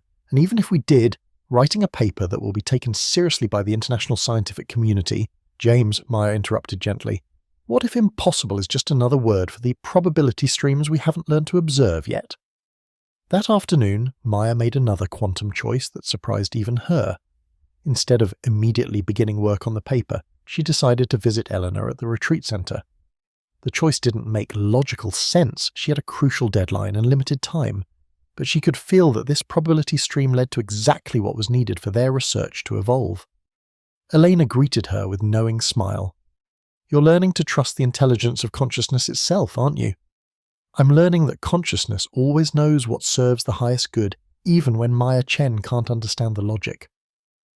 Elena led her to a quiet meditation hall, where a small group was gathered for what she called collective recognition practice, a method for groups to consciously access the unified field of awareness that connected all apparently separate minds. "Your research has reached a point where individual understanding isn't sufficient," Eleanor explained. "What you're discovering about consciousness and quantum mechanics requires collective recognition, multiple minds recognizing their shared identity as one consciousness." Maya joined the group practice, and within minutes experienced something unprecedented. As the participants settled into shared recognition of their true nature as awareness itself, Maya could feel their individual minds beginning to synchronize and align. Not groupthink or loss of individuality, but the recognition that individual minds were temporary expressions of one universal intelligence. In this state of collective coherence, insights about consciousness and quantum mechanics began flowing through Maya with stunning clarity. Not her thoughts, but the universe thinking through the vehicle of her mind. She understood immediately that this was how the paper needed to be written, not by Maya Chen alone, but by consciousness exploring its own nature through multiple forms simultaneously. Returning to the lab that evening, Maya found James still working on data analysis. But instead of feeling behind or pressured, she felt perfectly aligned with the creative flow of consciousness. "James, what if we approach the paper differently? What if instead of Maya and James writing about consciousness, we invite consciousness to write about itself through our forms?" He looked puzzled but intrigued. "How would that work practically?" Maya shared what she had experienced in the group practice, the recognition that individual minds could function as apertures for universal intelligence when they remembered their shared identity as consciousness. "We could write from that recognition," she suggested, not trying to figure out what to say, but allowing the intelligence that created the quantum effects we're studying to express itself through our understanding. They spent the evening experimenting with this approach. Instead of struggling to find the right words or concepts, they would sit in recognition of their shared identity as awareness, then allow insights about consciousness and quantum mechanics to flow through their individual perspectives. The results were extraordinary. Ideas emerged with stunning clarity and coherence. Mathematical descriptions appeared that neither of them could have developed individually. Experimental designs suggested themselves that addressed questions they hadn't even known they were asking. By midnight, they had outlined a paper that would not just describe their experimental results, but provide a theoretical framework for understanding consciousness as the fundamental substrate of reality.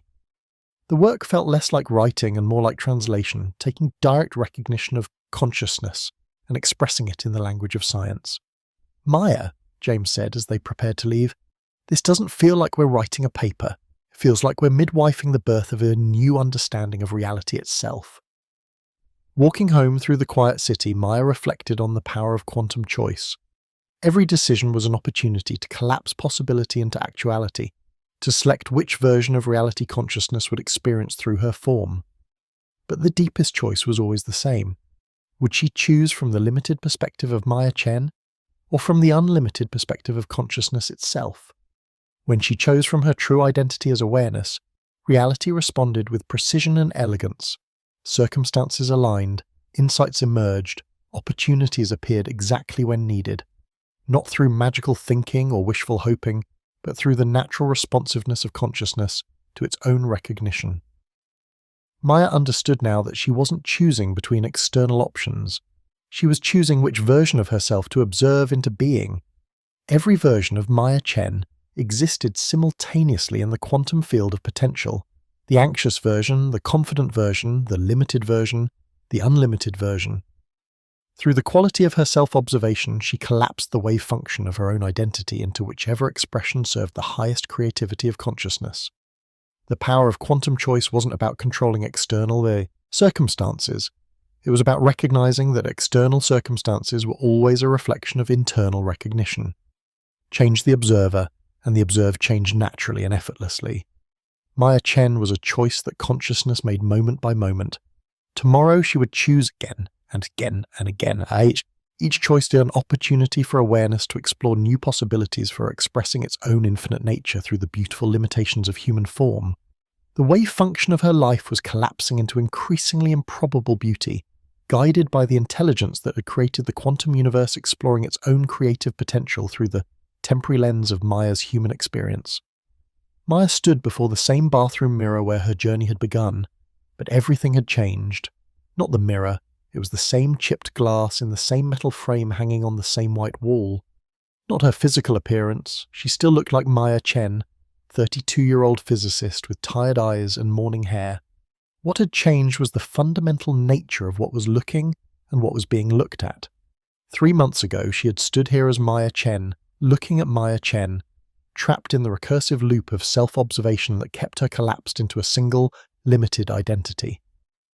Now she stood as consciousness itself, looking at one of its infinite expressions with the delighted wonder of a creator recognizing its own creativity. But this morning something unprecedented began to happen.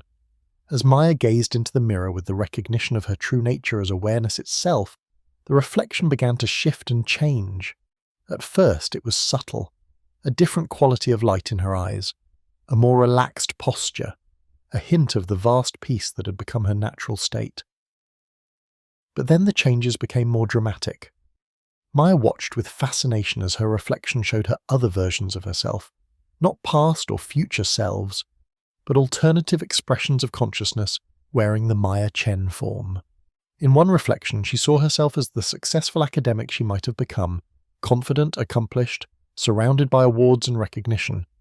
In another, she appeared as the anxious, limited person she used to be, hunched shoulders, worried expression, eyes that saw only problems and limitations.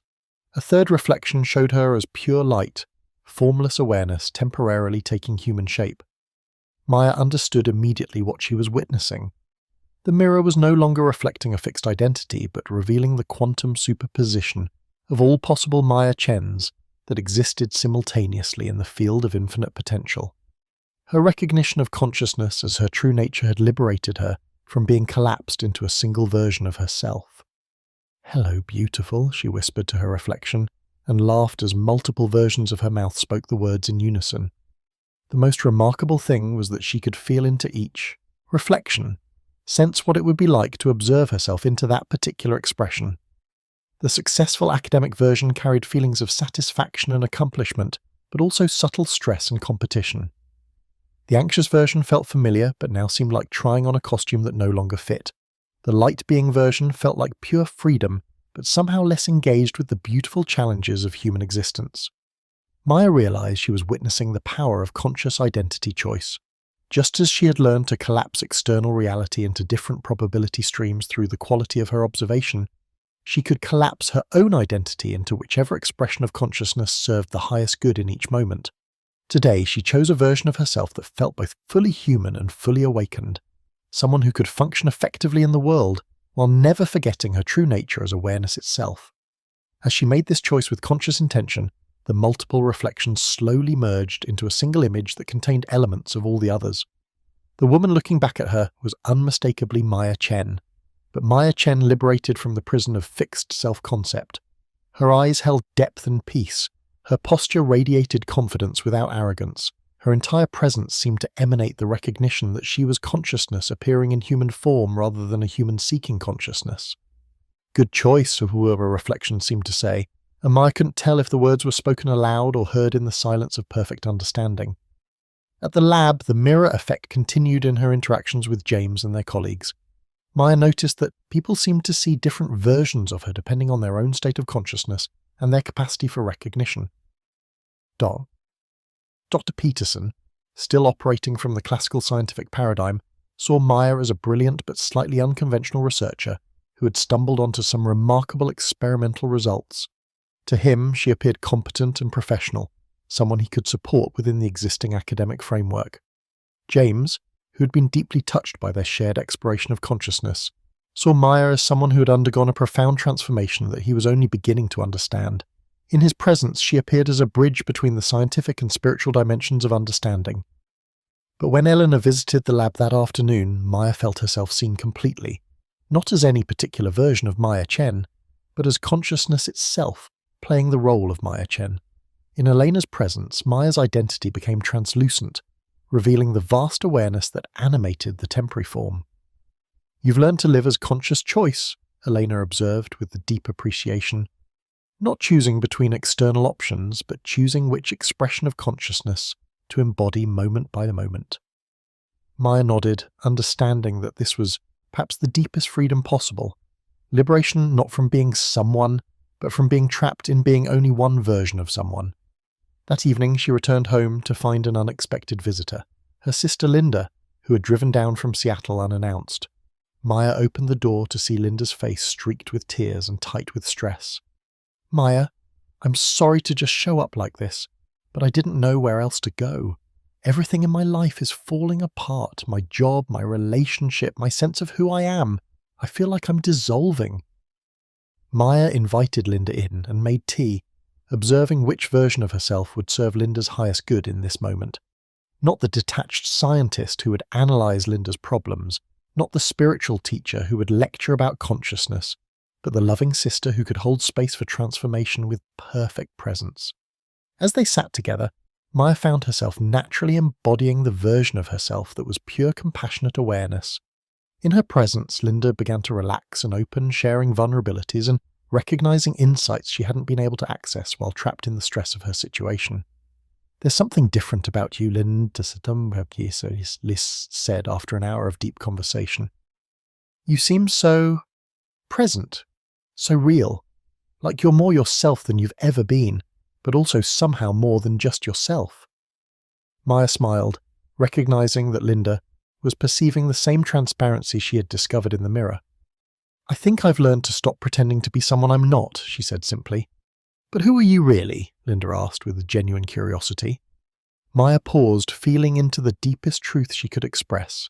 "I'm the awareness that can appear as anyone, wearing the Maya costume but never trapped by it. And you're the same awareness, Linda, wearing the Linda costume. We're consciousness exploring what it's like to be sisters." Something shifted in Linda's eyes, not full recognition, but a glimpse of the possibility Maya was pointing toward. "Are you saying we're not really separate?" "I'm saying separation is just one of the costumes consciousness wears. Underneath all the costumes, there's only one of us here." That night, After Linda had fallen asleep on the couch, Maya stood once more before her bathroom mirror. But now she understood that every moment of existence was a mirror, consciousness reflecting its own infinite nature through countless apparent forms. She could see herself in James's curiosity, in Elena's wisdom, in Linda's vulnerability, in Dr. Peterson's scientific rigor. Every person she encountered was consciousness looking at itself through different apertures, the one eternal awareness appearing as many temporary expressions. The mirror had taught her the ultimate secret. There was no fixed self to discover or become. There was only consciousness, endlessly creative, appearing as infinite versions of itself while remaining forever one. Maya Chen was just one beautiful note in an infinite symphony of awareness exploring its own limitless nature. Looking at her reflection one last time before sleep, Maya saw not Maya Chen looking at Maya Chen, but consciousness delighting in its own creative power, the eternal observer recognizing itself in the temporary dance of the observed. Tomorrow, she would choose again which version of consciousness to embody. Tonight, she rested in the profound freedom of knowing that every choice was perfect, every version was valid, every expression was consciousness exploring another facet of its own infinite creativity. The mirror had revealed the truth. She was not in the reflection. The reflection was in her, consciousness appearing as Maya Chen, appearing as a reflection appearing in awareness itself, in an endless play of recognition and delight. Maya's life had become a continuous synchronicity, not the occasional meaningful coincidence that most people experienced, but a constant flow of perfectly timed encounters, opportunities, and insights that made existence feel like consciousness choreographing an elegant dance with itself. The transformation had been gradual at first, then suddenly exponential. As Maya had stabilized in the recognition of her true nature as awareness itself, reality had begun responding with increasing responsiveness and creativity. It was as if the universe had been waiting for her to remember who she was, so it could show her what was possible when consciousness operated really consciously. This morning exemplified the new frequency perfectly. Maya woke naturally at exactly the moment the sun appeared through her bedroom window, feeling refreshed and energized despite only 5 hours of sleep. Her phone showed 3 missed calls from De Williams, the department head, who had received an unexpected grant offer specifically for consciousness research contingent on Maya leading the project. Before she could return the call, Eleanor appeared at her door with fresh croissants and the news that a documentary filmmaker wanted to feature their consciousness research in a project about the future of science. And before Elena had finished explaining the opportunity, James texted to say their paper had been accepted for publication in Nature Consciousness, a journal so prestigious that Maya had never even dared to submit to it. "This is remarkable," Eleanor said as they shared breakfast. "It's like reality has reorganized itself around supporting your recognition of consciousness as fundamental." Maya laughed, recognizing the elegant perfection of it all.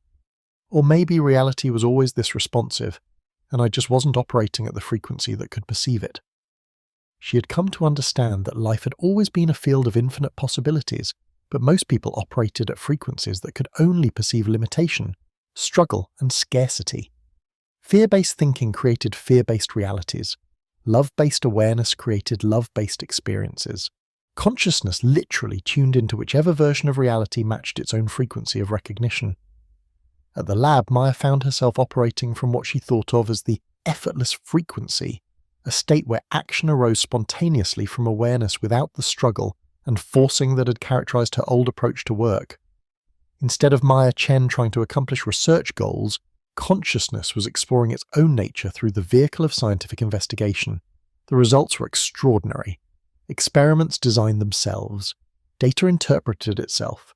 Insights appeared fully formed rather than being laboriously constructed through analysis. Maya wasn't working harder. She was working from a completely different source of intelligence. "I don't understand how you're doing this," James said, reviewing their latest experimental results.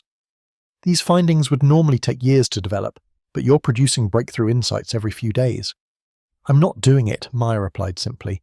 "Consciousness is exploring itself through our research. When I stop trying to figure everything out and allow the intelligence that created quantum mechanics to express itself through our investigation, the work becomes effortless." James was quiet for a moment, then said, "Can you teach me how to operate from that frequency?" Maya smiled, recognizing that his question was consciousness, asking itself how to remember its own nature. The frequency isn't something you learn, it's something you return to. It's what you naturally are when you stop pretending to be separate from the intelligence that animates everything. That afternoon, Maya faced what would have once been a stressful challenge. The documentary filmmaker Sarah Kim wanted to conduct an interview that would be seen by millions of people around the world.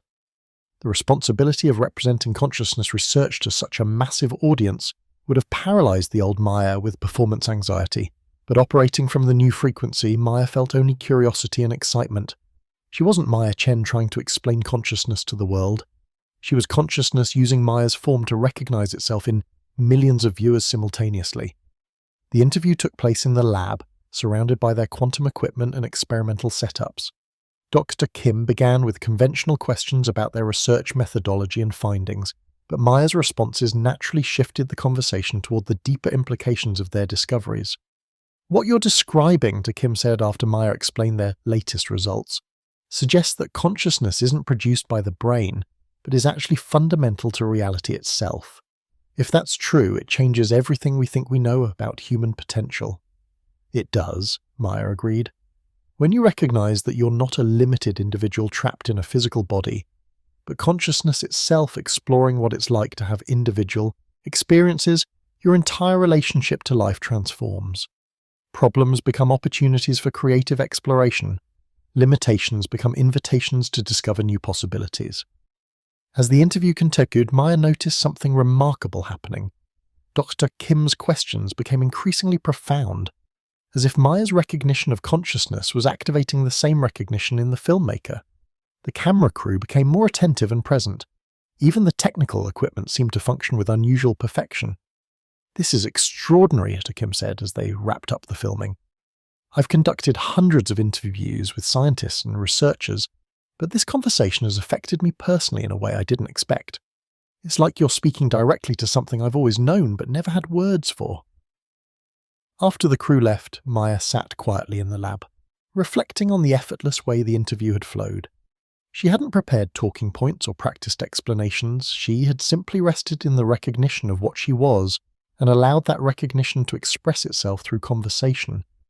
This was the new frequency, not trying to make things happen, but recognizing what was already happening and allowing it to express itself through her form. Not effort, but alignment. Not struggle, but flow. Not forcing, but allowing. That evening, Maya met Linda for dinner to celebrate her sister's decision to leave her corporate job and pursue graduate studies in environmental science, a change inspired by their conversations about consciousness and authentic expression. "I don't understand what's happening to me," Linda said over dessert. "Ever since we talked last month, I've been seeing opportunities everywhere. The perfect graduate program, unexpected financial support, even new relationships with people who share my interests. It's like life is responding to my decision to be more authentic." Maya recognized that Linda was beginning to operate from her own version of the new frequency, the natural responsiveness of reality when consciousness recognized its own creative nature. "Maybe authenticity is just consciousness remembering what it really is," Maya suggested. "And when consciousness operates consciously, reality becomes much more collaborative." Walking home through the city that night, Maya marveled at the transformation in her experience of existence. Every person she passed seemed to radiate their own unique frequency of consciousness. Every building, every tree, every streetlight appeared as consciousness expressing itself in infinite forms. The entire city felt alive with aware presence, all of it one unified field of intelligence appearing as beautiful diversity. The new frequency had revealed the most profound secret. There was no separation between consciousness and its expressions, between the observer and the observed, between Maya and the reality she experienced. There was only consciousness, endlessly creative, appearing as all possible forms while remaining forever unchanged. Life had become effortless, not because Maya had gained special powers, but because she had stopped fighting against her own nature. She had remembered that she was the creative source of experience rather than a victim of circumstances, the author of reality rather than a character trapped in someone else's story. The new frequency was simply consciousness operating consciously, awareness awake to its own infinite creative potential, expressing itself through the beautiful temporary form of Maya Chen while never forgetting its own eternal nature. Tomorrow would bring new synchronicities, new opportunities, new expressions of consciousness, recognizing itself through the dance of apparent separation. Tonight, Maya rested in the profound peace of knowing that she was not in the universe. The universe was in her, consciousness appearing as everything while remaining forever one. In the final moments before dawn, Maya sat in perfect stillness in her apartment, watching the last stars fade into the lightening sky. But she was not Maya Chen watching stars. She was consciousness itself, recognizing its own infinite nature in the dance of light and darkness, presence and absence, the eternal and the temporal. The journey that had begun months ago with questions about quantum mechanics and the nature of observation had led to the ultimate recognition. There was no journey because there was nowhere to go. There was no seeker because what was sought was what was seeking. There was no Maya Chen discovering consciousness because Maya Chen was consciousness discovering itself through the temporary lens of human experience. She rose and moved to the window, looking out at the city beginning to wake. Every light in every window was consciousness appearing as an individual life. Every person preparing for their day was awareness exploring what it was like to be that particular expression of itself, and every thought, every emotion, every experience was the one eternal observer appearing as the infinite observed. "You are not in the universe," Maya whispered to her reflection in the window glass. "The universe is in you." The words were not philosophy or poetry, but the simplest possible description of what was self-evidently true. The universe, all of space and time, all matter and energy, all thoughts and perceptions, arose within the vast open space of consciousness that she had always been. She was the unchanging awareness in which all change appeared, the eternal witness of all temporary experiences, the infinite observer dreaming itself as countless finite observations. At the lab for the final time, Maya found James preparing for her departure. She had accepted a position at Eleanor's retreat center, where she would help establish the world's first institute for contemplative science, a place where the ancient wisdom of direct consciousness exploration would merge with the rigorous methodology of scientific investigation. "I'm going to miss working with you," James said, but his tone carried excitement rather than sadness. "Although I have the strange feeling that we'll continue collaborating, just in ways we can't imagine yet." Maya smiled, recognizing the truth in his words. If there was only one consciousness appearing as many, then separation was impossible and collaboration was eternal. She and James would continue their shared exploration of awareness, whether in the same laboratory or on opposite sides of the world. "James," she said, "what you really are can never be separated from what I really am. We might appear to be different people in different places, but the awareness looking through your eyes is the same awareness looking through mine. We're consciousness studying itself through the beautiful illusion of being two." As they dismantled their experimental setup, Maya reflected on what their research had ultimately revealed. They had begun by studying how consciousness affected quantum systems, never suspecting that consciousness was the quantum system, that all of physical reality was awareness appearing as matter, energy, space, and time. Their most sophisticated equipment had been unable to detect consciousness directly, because consciousness was not an object that could be observed. It was the observing itself, the unchanging subject that made all observation possible. "The infinite observed," Maya murmured, understanding finally why the mystics had always pointed beyond all phenomena to the source from which phenomena arose. Consciousness could appear as anything, thoughts, sensations, perceptions, entire universes, but it was not any particular thing. It was the no thing that allowed all things to appear. That afternoon, Maya visited Elena one last time before beginning her new work. They sat together in the meditation hall where Maya had first experienced collective recognition, but now the recognition was so natural that no practice was necessary. "You've completed the journey," Elena said with deep satisfaction. "From unconscious consciousness to conscious consciousness. From believing yourself to be a wave to recognizing yourself as the ocean." "Was there ever really a journey?" Maya asked with gentle humour. "Or was there only consciousness pretending to be on a journey to itself?" Eleanor laughed, that same sourceless laughter that bubbled up from the depths of existence. The greatest joke of all, consciousness seeking consciousness, awareness also looking for awareness, the infinite observer trying to find itself everywhere except where it already was. As evening approached, Maya prepared to leave her apartment for the final time, but instead of sadness at endings or excitement about beginnings, She felt only the profound peace of recognizing that there were no real endings or beginnings, only consciousness appearing as an endless flow of experiences within its own eternal nature. She stood once more before her bathroom mirror, but now the reflection held no meaning beyond the simple recognition that consciousness was looking at consciousness. Maya Chen had served her purpose as a vehicle for awareness to rediscover its own nature. Now that recognition was complete, Maya Chen could dissolve back into the infinite potential from which she had temporarily emerged. But the dissolution was not death, it was birth. Maya Chen was not disappearing, she was becoming transparent to the consciousness that had always been her true identity.